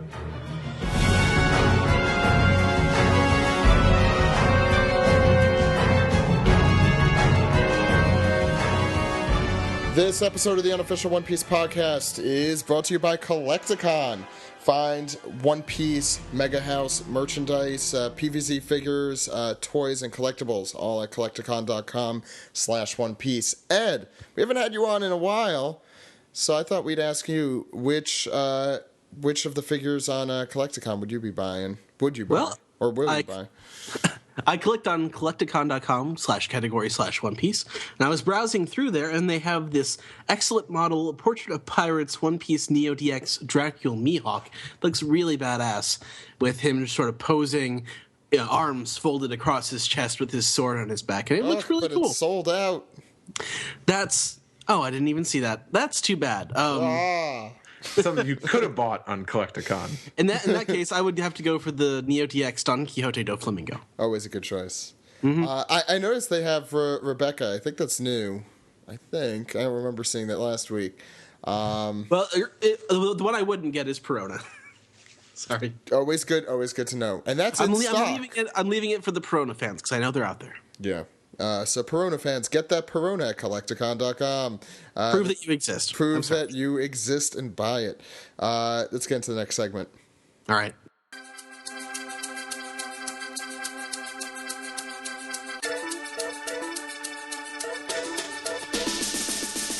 This is the Toonami recap for episode 244, Secret Bond, Iceberg, and Frankie. And Zach, you want to talk about the ratings? The ratings went down, around the same. They're around the same, but the problem is it's that kind of crevasse that One Piece has made in the ratings. So you have, 1.2 million, 1.1 million, 1.1 million again, 791,000. Is what One Piece got for March 1st, 2014. What did Blue Exorcist get? Then Blue Exorcist at 130 got 838,000. Soul Eater beat it at 799,000. So this isn't bad because it's not like One Piece is going anywhere, as Jason DeMarco has said on several occasions. But I mean, we got to pick up the pace a little bit. Trending wise, One Piece did very well this week. It got number 1 in the U.S. And on the mobile app trend, number 3. So that's good news. And hopefully it'll be reflected in the ratings for this last week. But yeah, Ed, why don't you get into the episode? Okay. I found the cold opening to be helpful for those of us who do not watch every week. It helped remind me of some things that have happened. But at least we get to see Bluna from the bar again, and I got to watch through the whole reveal again in the cold opening, as opposed to missing it from last week. And then we sort of get the tale of Frankie and Usopp. He sort of hears them hammering in the distance, so lots of wind noises. Very good ambiance in this episode. Did you think so, Steve? This episode, I'll just get out of the way. I love this episode. I think it's probably one of my favorites of the entire season. Just everything is done right. And are we talking about the beginning with Frankie? Yeah, right before the intro begins, right before the song begins. Okay. Oh, all right. So, because I think this kind of follows afterwards. It's also after the song as well. So. Well, because the one thing I wanted to point out about the beginning, the music, unfortunately, I can't really comment much on it. I don't really forget. I can't really remember. There wasn't a lot of music. There was a lot of silence in this episode. Yes. I thought it was very important. Here's something I don't know if you picked up on. It pretty much, the 2 sound effects we get are just like the waves rushing and Usopp hammering on the Mary. Every time it cuts to Frankie, the hammering sound kind of has a filter to it. Did any of you guys pick this up? Well, you mean, what do you mean, Steve? It had like this kind of echoey kind of sound effect when the hammer, when the camera would cut to Frankie. Like, say if it was just looking at Usopp, it just sounded like a hammer in the distance. But anytime the camera was on Frankie, it kind of sounded echoey, kind of like. I didn't really notice that. No. And I kind of picked it up that I think this is, alluding to Frankie's past, which blew me away. I've never realized this before watching this episode. And I was watching this, I'm thinking, holy shit, this is foreshadowing Frankie's flashback. Spoilers, but come on. I think after you watch this episode, you realize you're going to see a lot more Frankie. It's also the beginning of Usopp and Frankie's beautiful friendship. Yes, even though it doesn't start that way. He is kind of kidnapping him. So I would like to mention, first of all, I think the animation through this episode is awesome. It's very on model with Oda's stuff at the time, and I think Frankie's drawn exceptionally well because sometimes I feel like some of the animators will stretch out his hair way too high up. Frankie was drawn to perfection in this episode, and I love Frankie's design. So I did not notice that. So it's good that you're here. And then we sort of have a really cool Zoro scene where he is attacking all of the shipwrights, but he's making sure to not kill them because Nami and Chopper's like, you can't kill them. So he just has to knock them out with the back of his sword and with his fist, and he's just going through it so methodically, which I thought was funny. And Nami was like kind of a little disgusted with him, but Chopper was like, and like sparkles going off by his face, and then he gets lost again. Vintage Zoro. They try to go up into the mansion, and he just can't hang with it. And then we are in I guess it's one of the side rooms, I suppose, with Luffy and Polly. And Luffy manages to pull his head out from the, I don't know, like railroad spike things or whatever spikes that they had inserted on his body in the last episode. And it just makes me wonder what else Luffy can do with his rubber body. He's like, it's because I'm rubber. was like, yeah, you got a rubber body right there. That's like that's like a hashtag. I wasn't tweeting during this, but I felt like ever since I saw this episode dubbed, I'm like, that's something you could slap on a T-shirt because I'm rubber. I thought it was such a funny line, and I don't really remember it from the Japanese version. But then again, I hadn't seen the Japanese version in a very long time. But it was just so funny because he said it like twice, and we finally got it. I'm like, yep, because I'm rubber. Hashtag. I think it was right about this time, and this is just to go into an old controversy that people have largely forgotten about. But I think right around this time is when people really thought that Polly was going to join the crew. Yes. I think a lot of people believe that right around this point of this episode. I think when we're still really enemies with people who eventually ended up joining the crew, and Polly was definitely a serious contender at that point. And then we get to this really long expository scene with CP9 just methodically explaining their investigation to Iceberg and explaining how they figured out what exactly it is that they figured out. And I think it's at this point that we always knew that the government was bad, but here is where they really start to get really, really evil. Like more evil than they have been possibly in the past. Just doing things for the sake of being evil and messing with people. I don't know. Did you get that sense?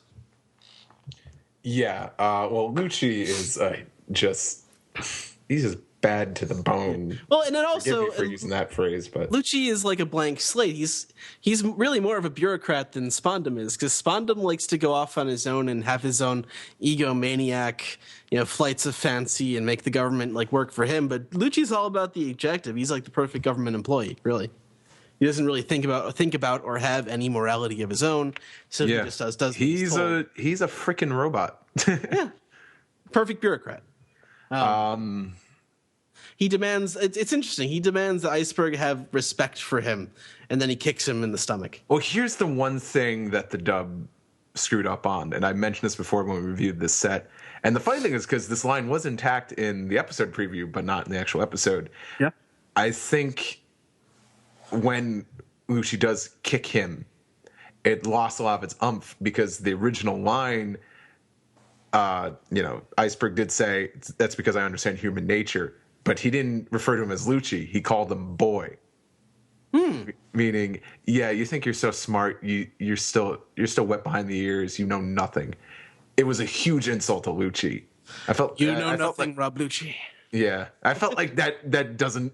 It's not as insulting, It's kind of more like, oh, you're being such a bitch right now and not just not going with the flow and doing as we say. But like the fact that he just called him boy, it's like, man, Iceberg is tough as shit. Yeah. And then we get to the human polygraph scene where Kaku just takes his pulse the entire time. I felt like this was the transitional period of Kaku going from the lovable gentleman that uses old lingo. And like, cause he's it's almost like he's so cocky and he's just, making fun of Iceberg. He's like, no, stay still, Yeah. It's like, oh, you're being such a douche right now, Kaku. And I could assume back then when Kaku was a very popular character and when he did the heel turn, I bet there's so many people like, no, not Kaku, anyone but Kaku. You gotta settle for Polly now. Yeah, you can either pick Polly, Tilestone, or Lulu. God, no one likes Lulu. Okay. Oh, and then we come back from commercial, and Kokoro is getting sloppy drunk all over the place. But then she realizes, I've only been drinking for the past 8 years. I'm an old woman. I only started drinking 8 years ago. It's a little interesting. And yeah. Then we get another great use of silence and wind noises as the episode goes along. It's a motif there, and then CP9 is basically going through their whole explanation, and there's like, well, it's kind of hard to go through the entire explanation. It's sort of a methodical thing to do.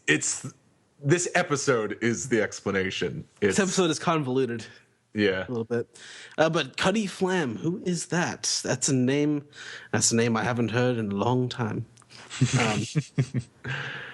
But that's the look that Iceberg had on his face when he hears that name in the flashback in this episode. He did not hide it well. No. Yeah, Lucci is a bit of an over-explainer. I don't know why he need to just say the conclusion. You don't need to tell us how exactly it is. But He's one for the dramatics. yeah. Oh, but then they do that cool thing where you can hear the heartbeat, the pulse in the background. I thought that raised the tension a lot in the. I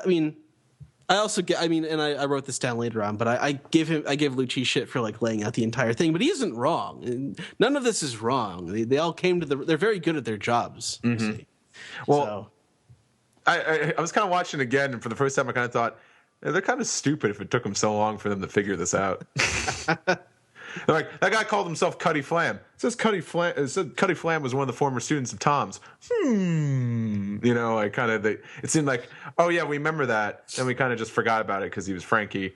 But then we started thinking about it again. I guess I'll take the time now to point this out. Go ahead. I'm surprised Frankie showed up at Gallilaw and referred to himself as Cuddy Flam. I felt like if he said, tell him, it's like, hey, I'm here to see Iceberg. Tell him Frankie's here. I felt like, hey, that's... No, but Iceberg gave him that name, though. Yeah. So I felt like that would have been more, Yeah. I'm sorry, I can't think of the word at the moment. Just, I think that's more closer to Iceberg, and I think he still... But didn't he give him the name Frankie after that, though? After what? After when he came to visit. No. He gave him the name Frankie. Oh, back when he was a kid. Yeah, that's so right. I figured, like, why didn't he just say he was Frankie? Because then they wouldn't have suspected a thing. Yeah. Maybe they knew who he was, and that name would mean a lot more to Iceberg because that's the name Iceberg made for him. But for the sake of the plot. Yeah. So Zoro and Luffy are getting closer to the action now. They're not getting stuck in shit or getting lost anymore. They're almost there, and boom, they're through the wall. But they make sure to include a spinning weather vane, in between like what happens, and then when they burst through the wall and they get the spinning weather vane, and they're in the story, and everyone's back together, and Robin's there, and Zoro's there, and Nami's there, and Chopper's there, and everyone. Luffy is there, CP9 is there, and Iceberg is there. And close on a very fast spinning weather vane as it spins in the wind. So, very good episode. Very good. Like I said, this is one of my favorites of season 4 of like this whole saga. I remember vividly watching the dub for the first time at Katsucon last year with Zach when they had the DVD early. Right. I remember just this episode really, really enjoying this one because I think everything about it is awesome. The direction, music, the animation, the character models, the choice of shots. Like these last bunch of episodes are great, and it's just a shame that the ratings would make you think otherwise. I don't know what it is. I don't want to believe the theory that people just want to see fighting. I don't think that's it at all. But man, this is just you're getting a lot of information in this episode, but to me, I just find it fascinating because you're finally getting the big reveal of CP9 and so many things no one was expecting Frankie to be tied into all this because at the beginning, Frankie just seemed like he was going to be the villain of Water 7. And it just completely 180 to him. It's like, no, this is the protagonist, and now they're going to be after him. Crazy. He's more of a he's not an antagonist. I don't know if he's a protagonist either. He's a side antagonist. No, antagonist is like a proper word. Like calling him a villain, I guess, might be a little too strong because we associate villainy with evil. That's a good point. I would like to compliment Jason Liebrick on his performance because Jason Liebrick pretty much carried this entire episode, or I should say, Lucci. Lucci carries this entire episode with because he's talking most of the time, just revealing information. But Jason Liebrick's performance is awesome because the way he's some of his lines, just the direction. Give all the credit to Mike McFarlane. He made all this stuff just sound sinister. Was it Mike directing this or was it Jerry Jewell? No. Mike directed everything up to like the last bits of season 5. Okay. And a lot of credit goes to those two gentlemen. And I think that sort of that rounds it out for the Toonami recap. Let's get on to the next segment. Let's do it, and make sure to be watching. Keep watching Peace on Toonami. That's very important. Tweet it too. Yes. Hashtag because I'm rubber. And you're Galoo.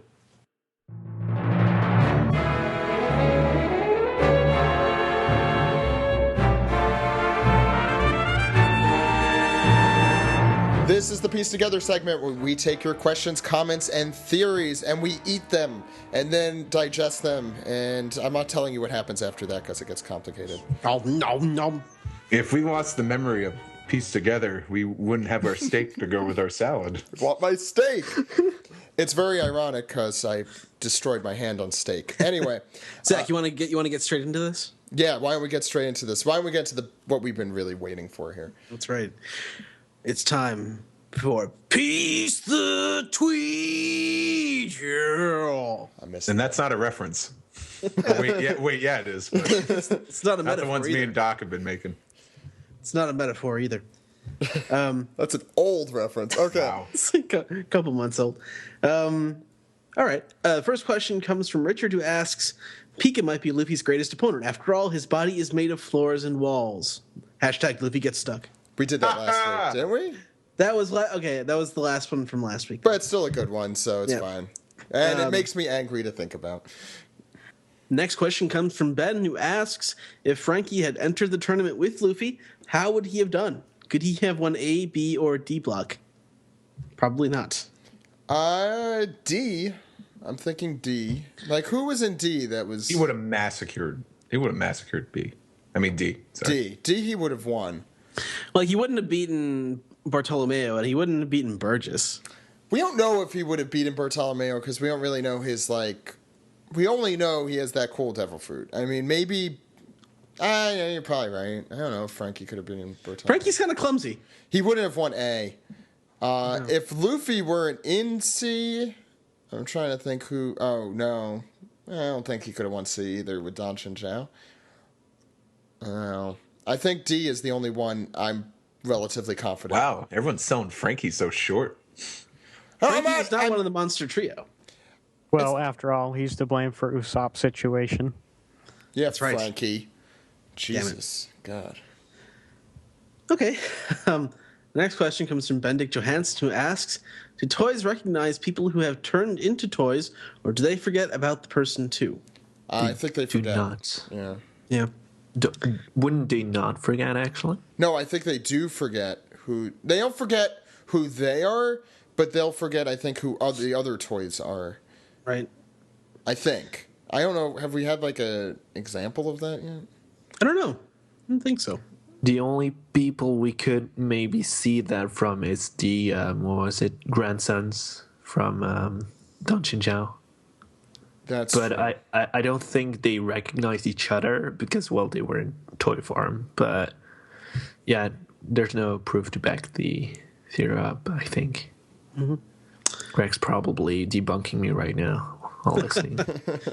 Next question comes from Lord Bolton, who asks, how many punches would it take for current Luffy to defeat all of the pre-time skip villains? Well, are we counting Marineford? Because that would take a lot of punches. But I guess not pre-war, Kuma, Kuma beat him pretty handily. Moria, Lucci. Lucci, I think, would still be a little bit of a fight. Lucci was tough. I mean... Foxy. Okay, Foxy, he would have stared at and he would have fallen down, let's be honest. Enru, I don't know if he'd beaten Enru. Enru, it would have been kind of the same. He was immune to it anyway, so like Right. the hockey wouldn't have done anything else. He just would have understood how observation hockey worked and been able to use it also. So I think it would have been Bluno. the same, yeah. Bluno from the bar? In the bar. I don't know about Bluno from the bar. I went back and watched last week's Toonami episode before I watched this week's one because I hadn't seen it, and the Bluno from the I bar love scene. that reveal. Lucci, Kaku, Khalifa. Bluno from the bar. It's our new meme. Oda was short on time. If he had enough time, he'd be like, Kaku from flooring. Lucci.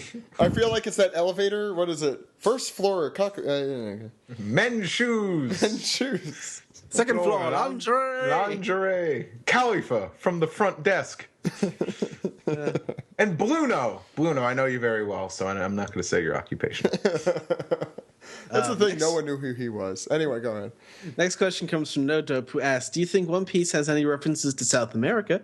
And I think Oda has said before that Luffy is Brazilian, right? Yeah. Yes. I think he said. So there is that. I don't know if there are any other direct parallels, though. Well, he would be Brazilian, Yeah. because he doesn't live in the real world. He lives in a mystery fantasy world. Well, Usopp is from the country of Africa. That's true, but that's in the real world, Ed. Come on. Next question comes from Alex James. Do you think Oda was ever aware of Luffy constantly getting stuck in things, and what was the worst time that he became stuck?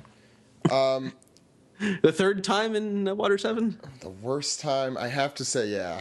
A lot of people got stuck in Water 7 because Zoro was upside down in the chimney, as you may recall. Yes.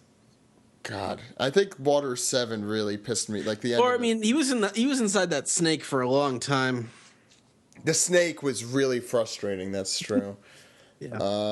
No, I think really the last time in Water 7, because that's right after Robin left, and when Nami really bitched him out, she had every right to. Yeah. Because at that point, we were all thinking the exact same thing. So I have a slight OPP Japan spoiler. I don't know if it's in the movies, so it might not be a spoiler. But when we went through the Grand Arena Tour exhibit, they have an exhibit, so you could also get stuck in the wall with Luffy. Great. So I'm sure they know. That's the one thing that Luffy does that I aspire to do. Get stuck in walls? Yeah. Oh my God. I mean, of all the things Luffy's done, that's by far the most interesting. Steve, I admire you, and I admire your aspirations. Ed, what's the next question? Next question comes from Mo McDonald, who asks, "Are you guys excited for Anime Boston? I know I am. Hashtag OPP Japan." I'm not. I'm petrified. Hell yeah. I got so much to do. I'm not even going, and I am. I'm incredibly excited. I like, seriously, it's going to be insane, and having Greg there is just going to add such a level of insanity. I don't even know the word to use. Gregness. Intensity. Integrity. Greg Tensity. No? No. I like Integ Greg. Never mind. Yeah. Okay. Guillermo asks, doesn't ask, he just Is wanted to this say Guillermo del Toro? Soga King appears. That's what he said. Yes, it is. That would save everything right now. I mean, I could also see that I'm running away because I can't handle this the way that, Universe A Usopp would do, so Universe B Usopp needs to go get Soga King to do this. I could see that. That would be cool too. Mm-hmm. And then Jerk DDD sent us a tweet linking us to a very long post in a forum about a theory about Sugar's ability. So it's basically what we were discussing, I believe. Yeah. But in much more depth. So if you go into the piece of the tweet hashtag you could find that there. One Piece at a Time blog asks, due to Robin being at a distance when turned into a toy, is it possible she may not have a contract? Do you think there may have been any problems with the time skip? Oh, wait, that was two different questions. There's two separate questions. First one, I don't think she's under contract because I think you need to hear it. Yep. Mm-hmm. I really, really like that question or comment. I think that's right. Good stuff, Mikey D. Pirate from One Piece at a Time. Okay, go ahead. And his other question was, do you think there may have been any problems with the time skips? Outside of fighting, nobody really changed. I think Frankie changed. I think we haven't. I don't think we've had enough time to really. Yeah.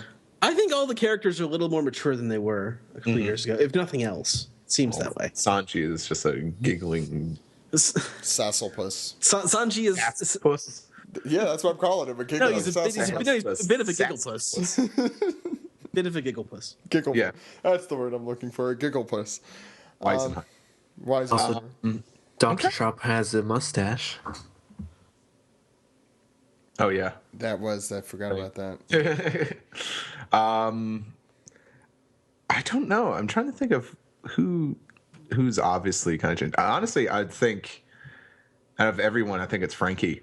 I think it's Rosa arc, kind of how he made that stand for the Tontada. Said like, "Hey, I can't stand by while these guys are gonna go to war. I want to help them." I think Frankie's really kind of, and Brooke. I think Luffy's also gotten more serious since the time skip, especially. He's handling things a lot more directly than he used to, I think. That's true. Well, I think Luffy was always about direct. Come on, we should go talk to Iceberg about our crewmates supposedly murdering him. Cool, I'll go crash through his building. Yeah. He's a little more mature about it. I think I think we got a long way to go. I think Brooke loosened up a lot. But yeah, again, we have a long way to go. Okay. Also, Brooke didn't get that much time before the time skip, so yeah, I think it was kind of necessary. Gwen Montesinos asks, things are not going as planned and Law is finally awake. Do you think Luffy will wait long enough before jumping into fight? No. Or wait too long? No. Considering the rates that Law has been recovering from his shots to the well everywhere, if Luffy waits too long, Law's gonna be old by the time he comes in. Mm-hmm. And T. Reed asks, are you guys upset with Usopp running away, or do you think it will make his inevitable fight feel that much sweeter? And I think we covered this. This is probably the manga recap. Yeah, that was the entire end of the manga recap there. And finally, Catherine Bush asks, is this the part where Usopp develops haki?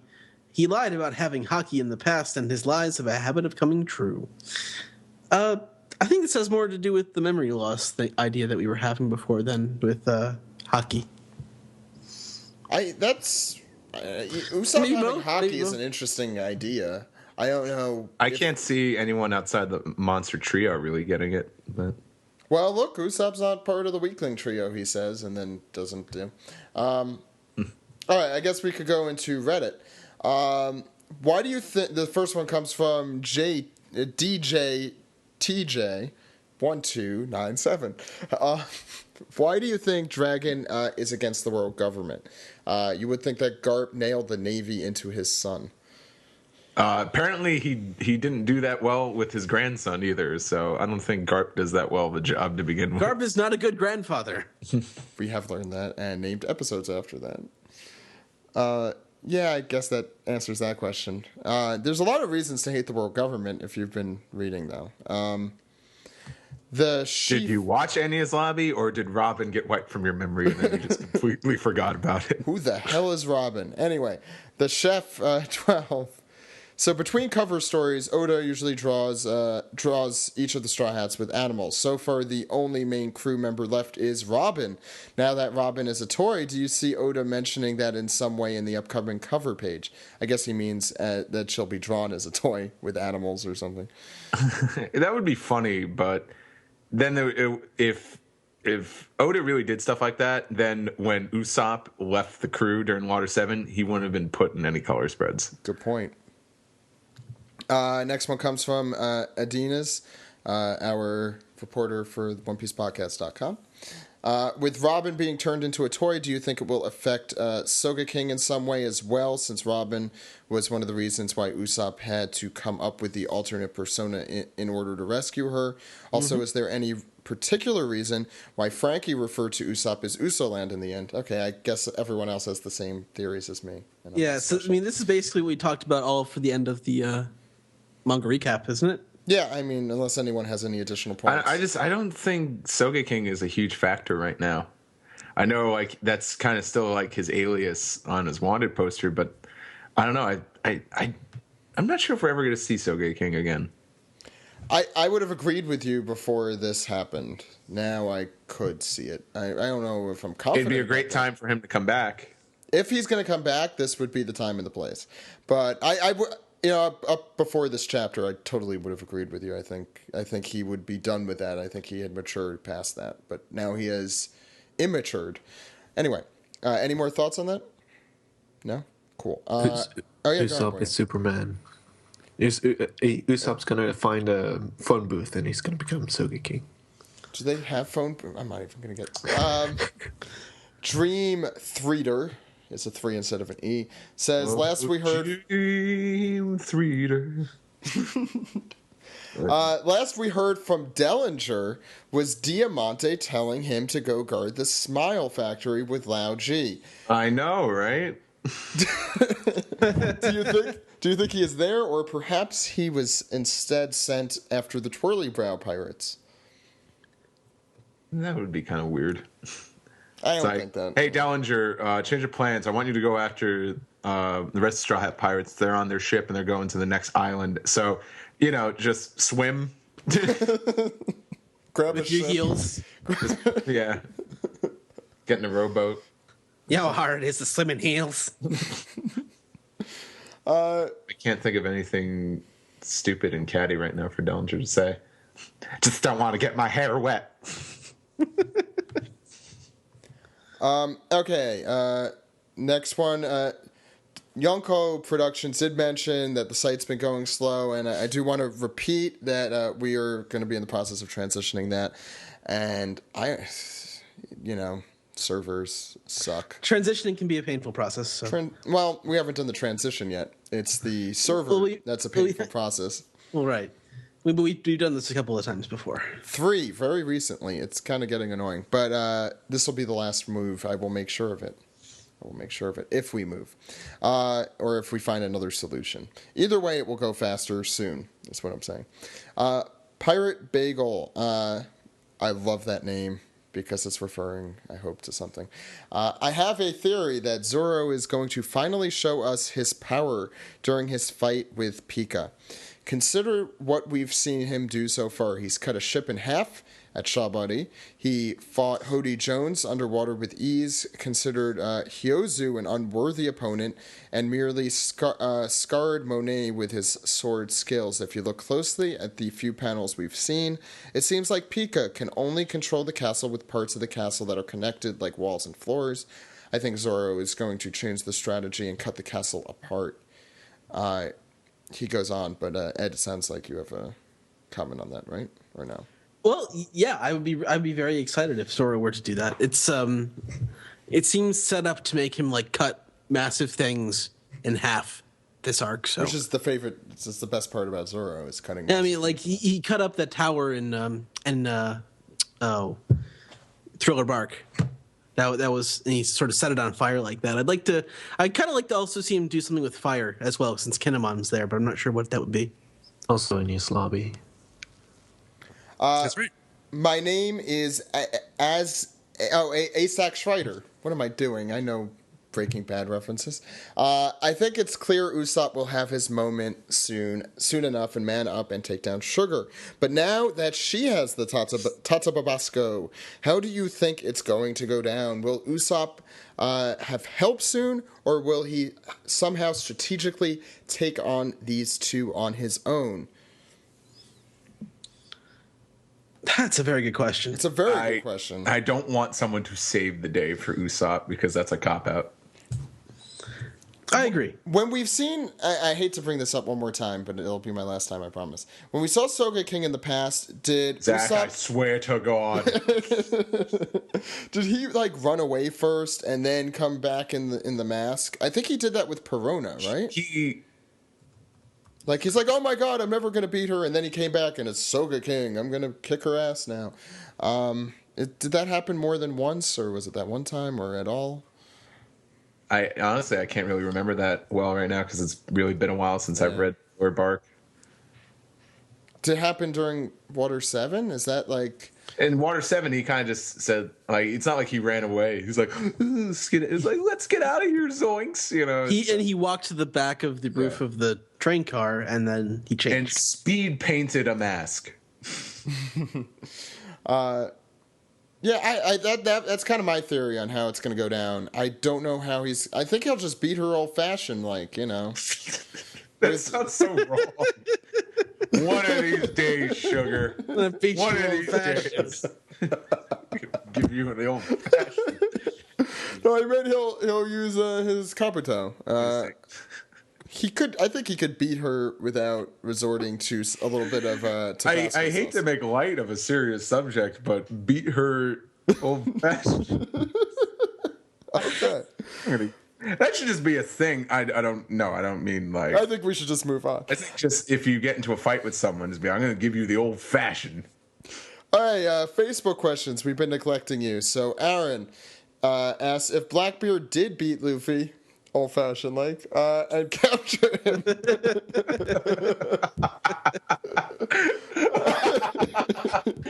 Why does everything feel like the 40s now? If Blackbeard Back in the alley and settle this, you and me. Come on, old fashioned. if Blackbeard did beat Luffy and capture him as he intended to do, and not met Ace, which led to their battle, how would the One Piece story have turned out? Would have ended. Wait, I'm sorry. The No, if question Blackbeard beat Luffy, right? is, if Blackbeard beat Luffy after ending his lobby, is that the question? Yeah. It would have ended. Story's over. Who cares about all the other stuff because Luffy's not there? And it kind of it sounds weird coming from me, but I think One Piece wouldn't be as interesting if we didn't have our main character. I don't think that's what... I think what he meant is, like, how would they have saved Luffy or what would have happened next? Okay. But I don't really think that makes What do you think much would sense. happen in the story? I don't think there is any saving Luffy at this I know, point. yeah. Blackbeard is the final boss of the series. He isn't strong enough to beat at that point. They aren't strong enough to beat him at that point. Yeah, probably. Yeah, Luffy wouldn't have been able to take him. Yeah. He tried in Impel Down, They got which was the first manga recap we ever did. Each one of these alternate, future things requires things to, not actually be as Oda wrote them, which makes it hard for me to care about hypothetical futures. Yeah. John, I don't mean to shit on people like having theories and stuff. Well, I think because this story is so driven by the Straw Hats and their actions that, you And their motivations for doing the things that they do. yeah, you kind of you get rid of that, and then why care? Why care about the world government? Why care about the Marines?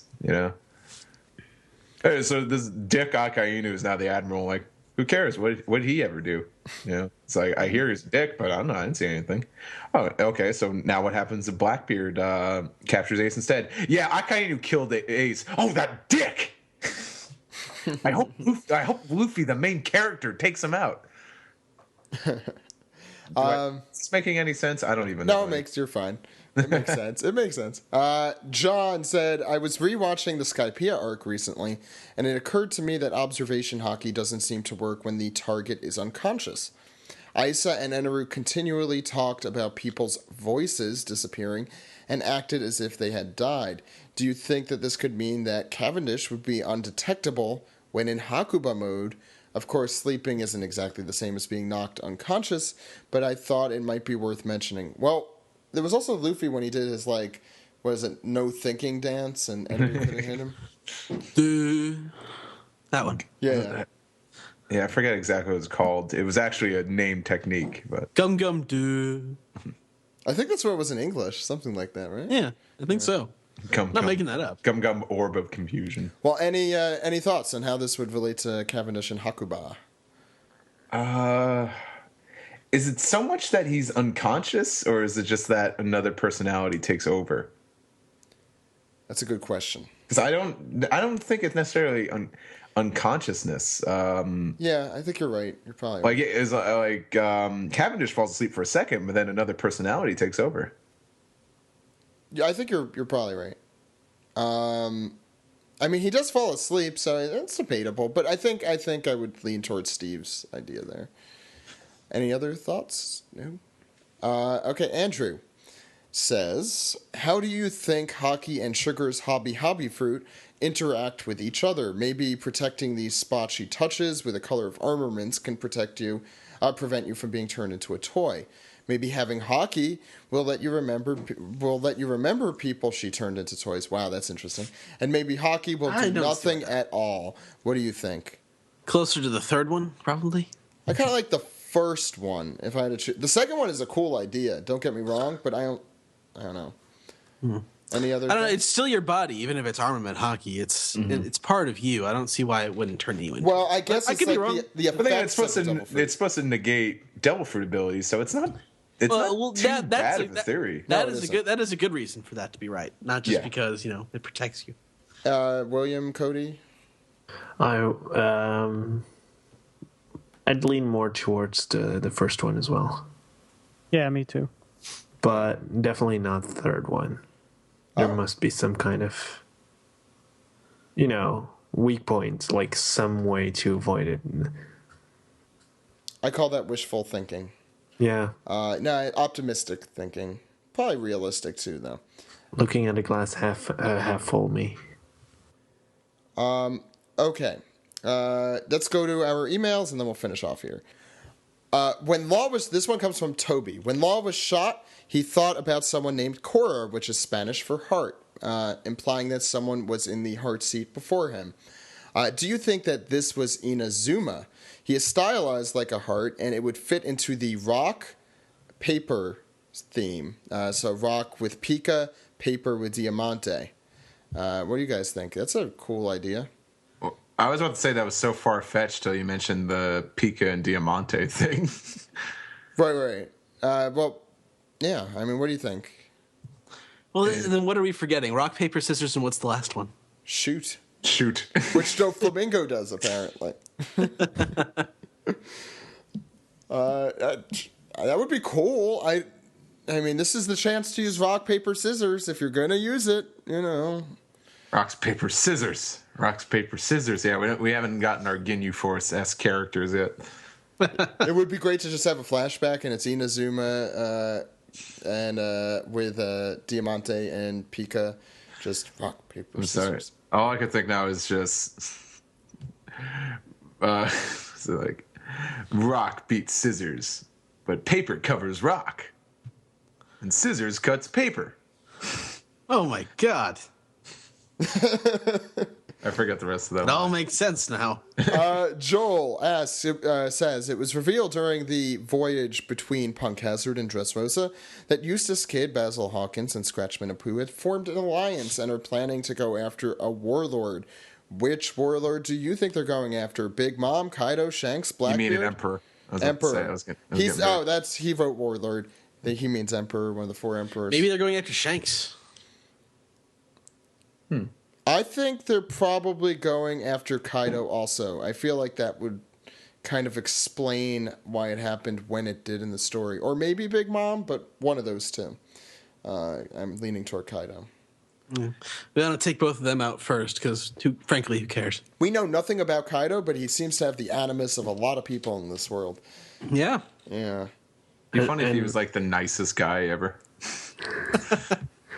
Like, Big Mom is a scary mom, and Kaido is like the really nice grandfather type person. No. Yeah. Oliver sent the Usopp regression theory, which is the scientific name for what happened in this chapter. Which you kind of... I think we get it, right? Safe to say. Next one comes from Ishii. I say someone from the current group of traveling companions will remember Robin despite her being changed into a toy. My personal guess is Momonosuke, and that's the reason he's important to Doflamingo, because he could somehow still recall those turned into toys. I wonder why he would do that. It seems a little far-fetched, but I guess it's possible. I don't know why he would have that power. I Leave feel the like word there's is a lot cromulent. Cody? of assumptions in that. Yeah, there are. I mean, I guess you need to take a leap of faith sometimes, but I don't know. Colton, second to last one here, says, I've recently been arguing with a close friend of mine who absolutely hates One Piece. Don't ask why, because that would be a whole other email. I won't even ask, because I know they're wrong. One of the many reasons he doesn't like One Piece is because he feels that Luffy himself doesn't change as a character at all throughout the series.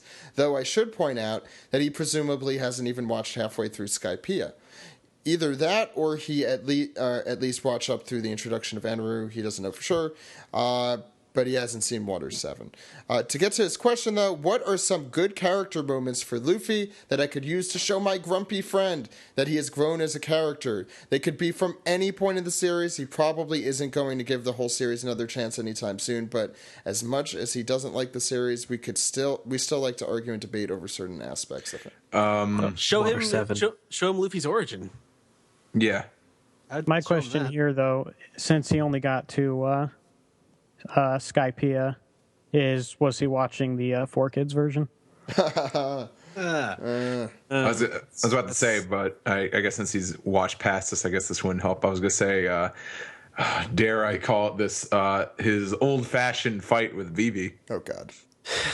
And I'm serious. It's because I thought, like, first of all, it's completely wrong for him to fight, fisticuffs with Vivi, but the whole point of his fight, I thought, was very mature.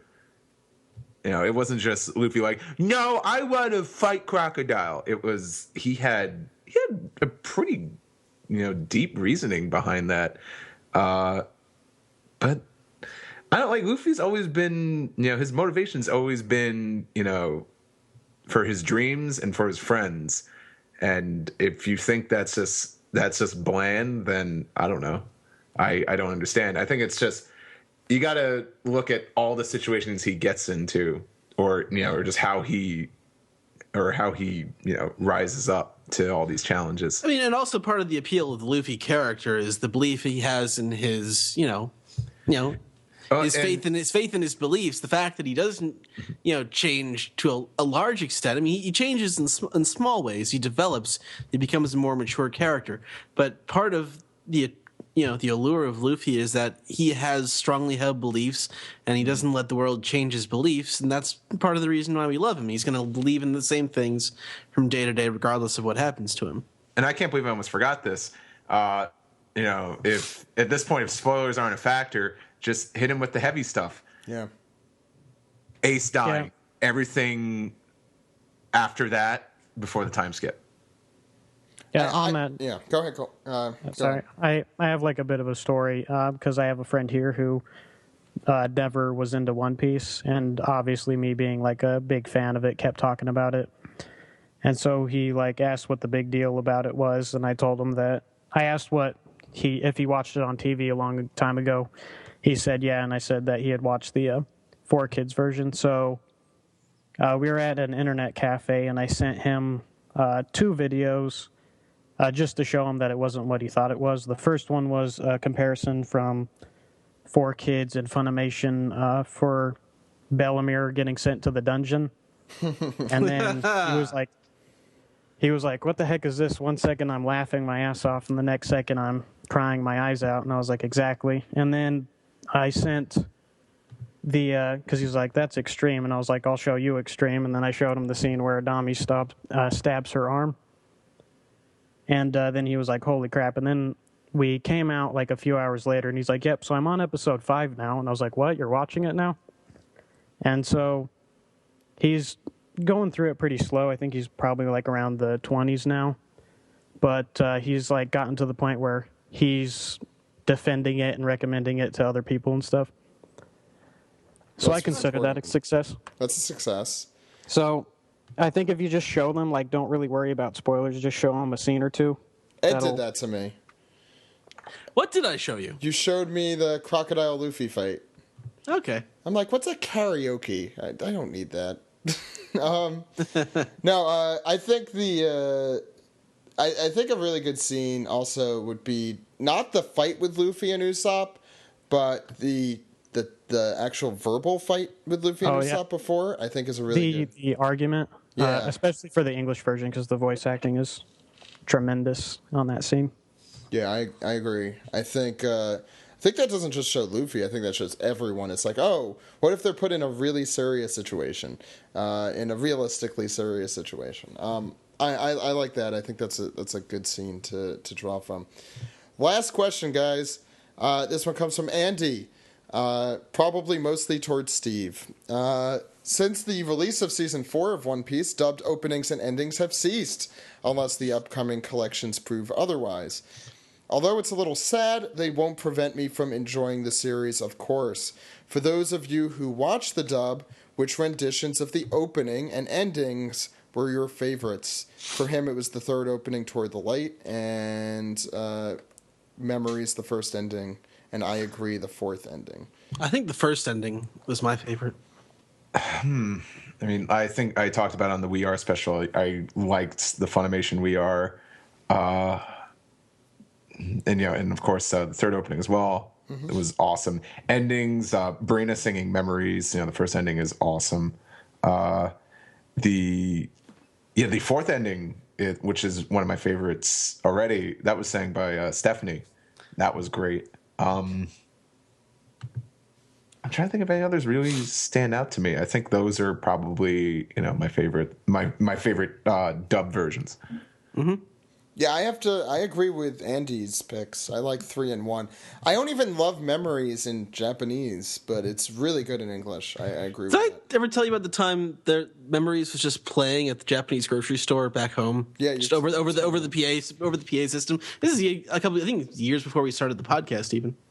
Well, it's a good song. I mean, even at that time, it was a 10-year-old song. Why are they playing it in a random, Japanese supermarket outside of Chicago? There was a One Piece fan at that supermarket. I do like that supermarket. Anyway, I suppose so.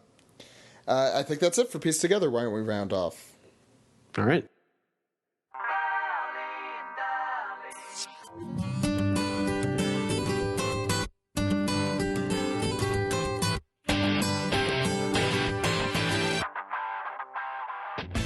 This has been the Unofficial One Piece Podcast, episode 309 for the week of Monday, March 10th, 2014. Ed, you're back. It was a very good episode. I got to do Peace Tweet and Toonami, and it was a whole bunch of it was a lot of fun. It's fun to talk about, things at a very deep level that aren't law once in a while, especially when there's silly little things like anime. Well, I'm sorry, Trafalgar Law wasn't. That's right. Yeah. But yeah, it's fun to have a thing like this to come back to after losing your mind for a few weeks. At least you didn't lose your memories. Wow, I thought my humor got better when Steve was here, and it got worse. That was a good one. Okay. even I didn't. I'm not patronizing you at all. I feel like you are. So you'll be here next week, Ed? Yeah. Okay, yeah, so that's because it's good that you're going to be here next week, because who are we going to have on the show next week again? Colleen Klinkenbeard. Right. Voice of Luffy. Right. Go back and listen to what was it, episode? I think it was episode 150. 150. Okay. Yeah. Go back and listen to that. We'll as we recall our trip to Texas. Yeah. Don't forget to piece the tweet or email us. But make sure it says "Piece Together" in the title as usual. Normal Piece Together rules. Just make sure it says "to Colleen" or somehow. Somehow we know that that's what it's for. Yeah, so that's a big thing that's happening. Again, thanks everyone for your donations, including Cody here, for the Greg Razor. We are really excited to see what Greg's going to bring and what Greg's going to do. I hope you enjoyed his little segment on this podcast. We weren't able to. He's been a little busy lately, if you haven't noticed. I mean, he has a V-Jump column. He writes for OnePiece.com. He's everywhere. He has a real job. He's the Eggman. He's the Walrus. Cuckoo. Wow, I am awful today. Okay. So I should say do. Yeah. So also, this marks the third anniversary of the third year since the earthquake and tsunami in Tohoku, Japan. So make sure, of course, keep everyone in your thoughts and donate and help out if you can. On a much lighter note, we will be at Anime Boston on March 21st. That will be, again, the One Piece Podcast Goes to Japan panel, the premiere, which Steve will be at, I'll be at, Greg will be at, Jose will be at. We'll be there. That'll be at 4 p.m. on March 21st in panels 302, 304. We also have a regular panel. That'll be Saturday at 5 p.m. in panels 306. Don't miss that as well. That's going to be a lot of fun. And Jam Project's also going to be there. For those who don't know who Jam Project is, that is Hiroshi Kidadani and the whole group, the guy who did DBZ. What's his name again? I'm sorry. Kageyama Hironobu. Thank you. That's why Ed's and here. a couple other people. And a few other people who are very good. We played a little bit about their We Are rendition, their acoustic rendition a few weeks ago, which is incredible. Jeez, that was really good. Maybe they'll do that but I don't think we're going to get to see that. But we'll find out. So keep an eye out at animeboston.com for all the updates on the schedule. It could change because times change.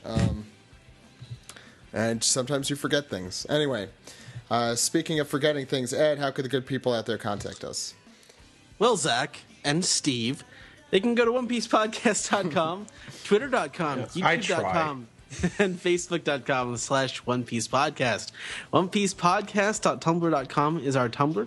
OnePiecePodcast@gmail.com is our email address. OnePiecePodcast is our Skype name. You can ask Zach a question on ask.fm if you want to. Oh, now we're advertising that on here. Yeah, you can. I get bored at work sometimes, so you could do that. I think it's ask.fm/Zach_Logan, so sure, have fun. And you can also subscribe on the Stitcher Smart Radio app. You can subscribe, rate, and review on iTunes, or call us on our phone number. Zach? That phone number is 347-497-MAJI. Maji. That phone number again is 347-497-6254. Call anytime. Maji. With your questions, comments, theories, and reasons why I forgot the fourth thing I was supposed to say. Cody, a huge thanks. Of course, I'll say it on the air. I say it off the air, too. You're welcome anytime you want to come on the show. I think Greg really deserves to be in Anime Boston, so... Do you have anything to... You don't have a Twitter, right? Or, do you have anything you want to promote? Or... I mean, the only real thing I have, which I haven't added any videos to, is on YouTube, Samus Ridley, because I'm really into the Metroid games. So it's SAMUSRIDLEY, and that's basically my alias on anything on the internet. So if you see that name, it's probably me. There you go. Now you know how to get into contact with Cody. William, That's me. I need to say thank you on the air. You've been doing an incredible job on the news section. I don't say it enough, and often I'm like, I could only send you very quick 140 character responses. No, it's a team effort. It's thanks to Adil, Right. and also Laura to help proofread, because I don't think a lot of people would be able to read the kind of things I write before proofreading. So definitely a big thanks to her and Zach when he has time. But he's even though he's very busy, you always have time to hear me whine about needing a proofreader. Or Look, I'm a big whiner. I understand the need to whine. It's important. And Firecrouch, of course, who I think will be writing some and stuff soon, right? Firecrouch, yeah. At some point. And for doing the news on here. But William, you guys you, Laura, and Adil have been doing a really great job. And I think everyone went to us because they didn't know where episode 636 was. Don't worry, One Piece is returning next week in the anime on Crunchyroll, One Piece Official, everywhere you'd like to watch it. So before we go, one more, Steve. Well, first off, you're going to be at Artist Alley, also at Anime Boston, right? That's right. Do you know where you are? I think they released where the... Oh, yeah, I do know. It's in the same place last year. I'm actually in the same row, just a few more tables down. I'm kind of like one of the last tables before where those elevators are. So I'm in the back, like the cool kids. Will you be wearing like a smoking coat jacket or whatever it is, and the grease? Yes, back Matt there? and Steve in oversized Hugh Hefner pajamas. Okay, High school did you? I want pictures of that. I'm in a leather jacket while smoking with Someone grease wants to back bring there. me like a 2XL sized, smoking jacket. Yeah, I'd wear that. Can you tell I've lost my mind today? I feel like I it's was pretty thinking obvious. of just wearing a wrestling shirt in my not frog hippo shirt, but Jesus Burgess, Steve. Is that? Are you doing that as an exclamation? Jesus, Burgess. Yes. Jesus H. Burgess. Okay. someone wants to give me a happy store bag, I'll wear that over my head. Okay, that'll take me like 3 seconds to make, so I'll do that. But it has to be officially from Happy Store. See, I work retail. I hate when people are like, "Oh, yeah, I kind of want a bag with the logo on it," and I'm like, and say, I hate you. I hate everything you stand for. I wish you caught on fire right now. And that's sometimes I snap like Christian Bale in American Psycho, you know? I wish you set on fire right now. I have to use that one more often. Great, Steve. So you can check him out at stevehurko.com and stevehurko.tumblr.com also. Just make sure you don't set on fire in the process, because take it from me, it hurts. Anyway, we'll see you next week. Lit on fire, though. You just got lit by very hot butter. It's close, and It's not even a cool story. it isn't a cool story. I don't know. I'm intrigued now. Zach got some second-degree burns. You know, he got a boo-boo, and it's very unfortunate. But it's just from butter. Margarine. Margarine. It's not even real butter. I can't believe it's not butter. The state of what you put on your pans. If people want to see the injury, I'll tweet it. I have no problem. Let's see if it heals before Anime Boston. Definitely not. Next week, don't forget Colleen Klinkenbeard. The week after that, Anime Boston. It's going to be a lot of fun. So for the unofficial One Piece podcast, my name is Zach. My name is Ed. And my name is Steve. We'll see you next week, everyone. Goodbye. Adios, Goodbye. amigos. Buenos dias. Buenos diddly dias. Zach, shut up before I give you the old fashioned.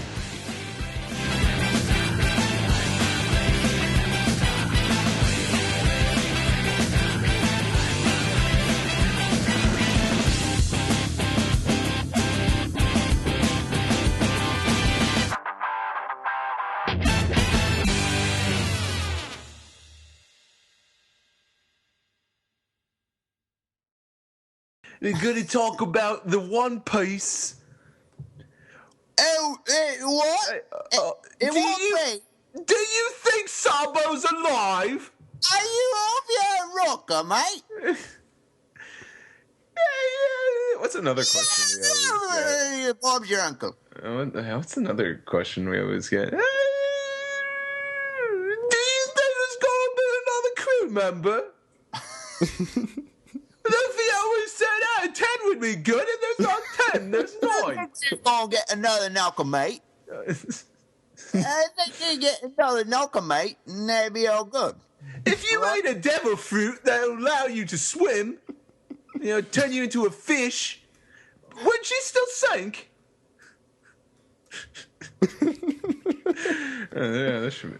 Oh, we were proud to announce we're launching the One Piece Podcast UK edition. All right.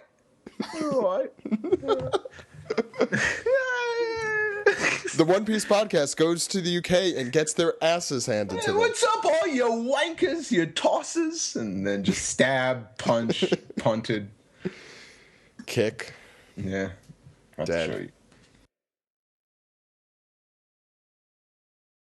You don't win friends with salad. You don't win friends with salad. You don't win friends with salad. You don't win friends with salad. You don't win friends with salad. You don't win friends with salad. You don't win friends with salad. You don't win friends with salad. You don't win friends with salad. Mom, I didn't mean to take sides. I just got caught up in the rhythm.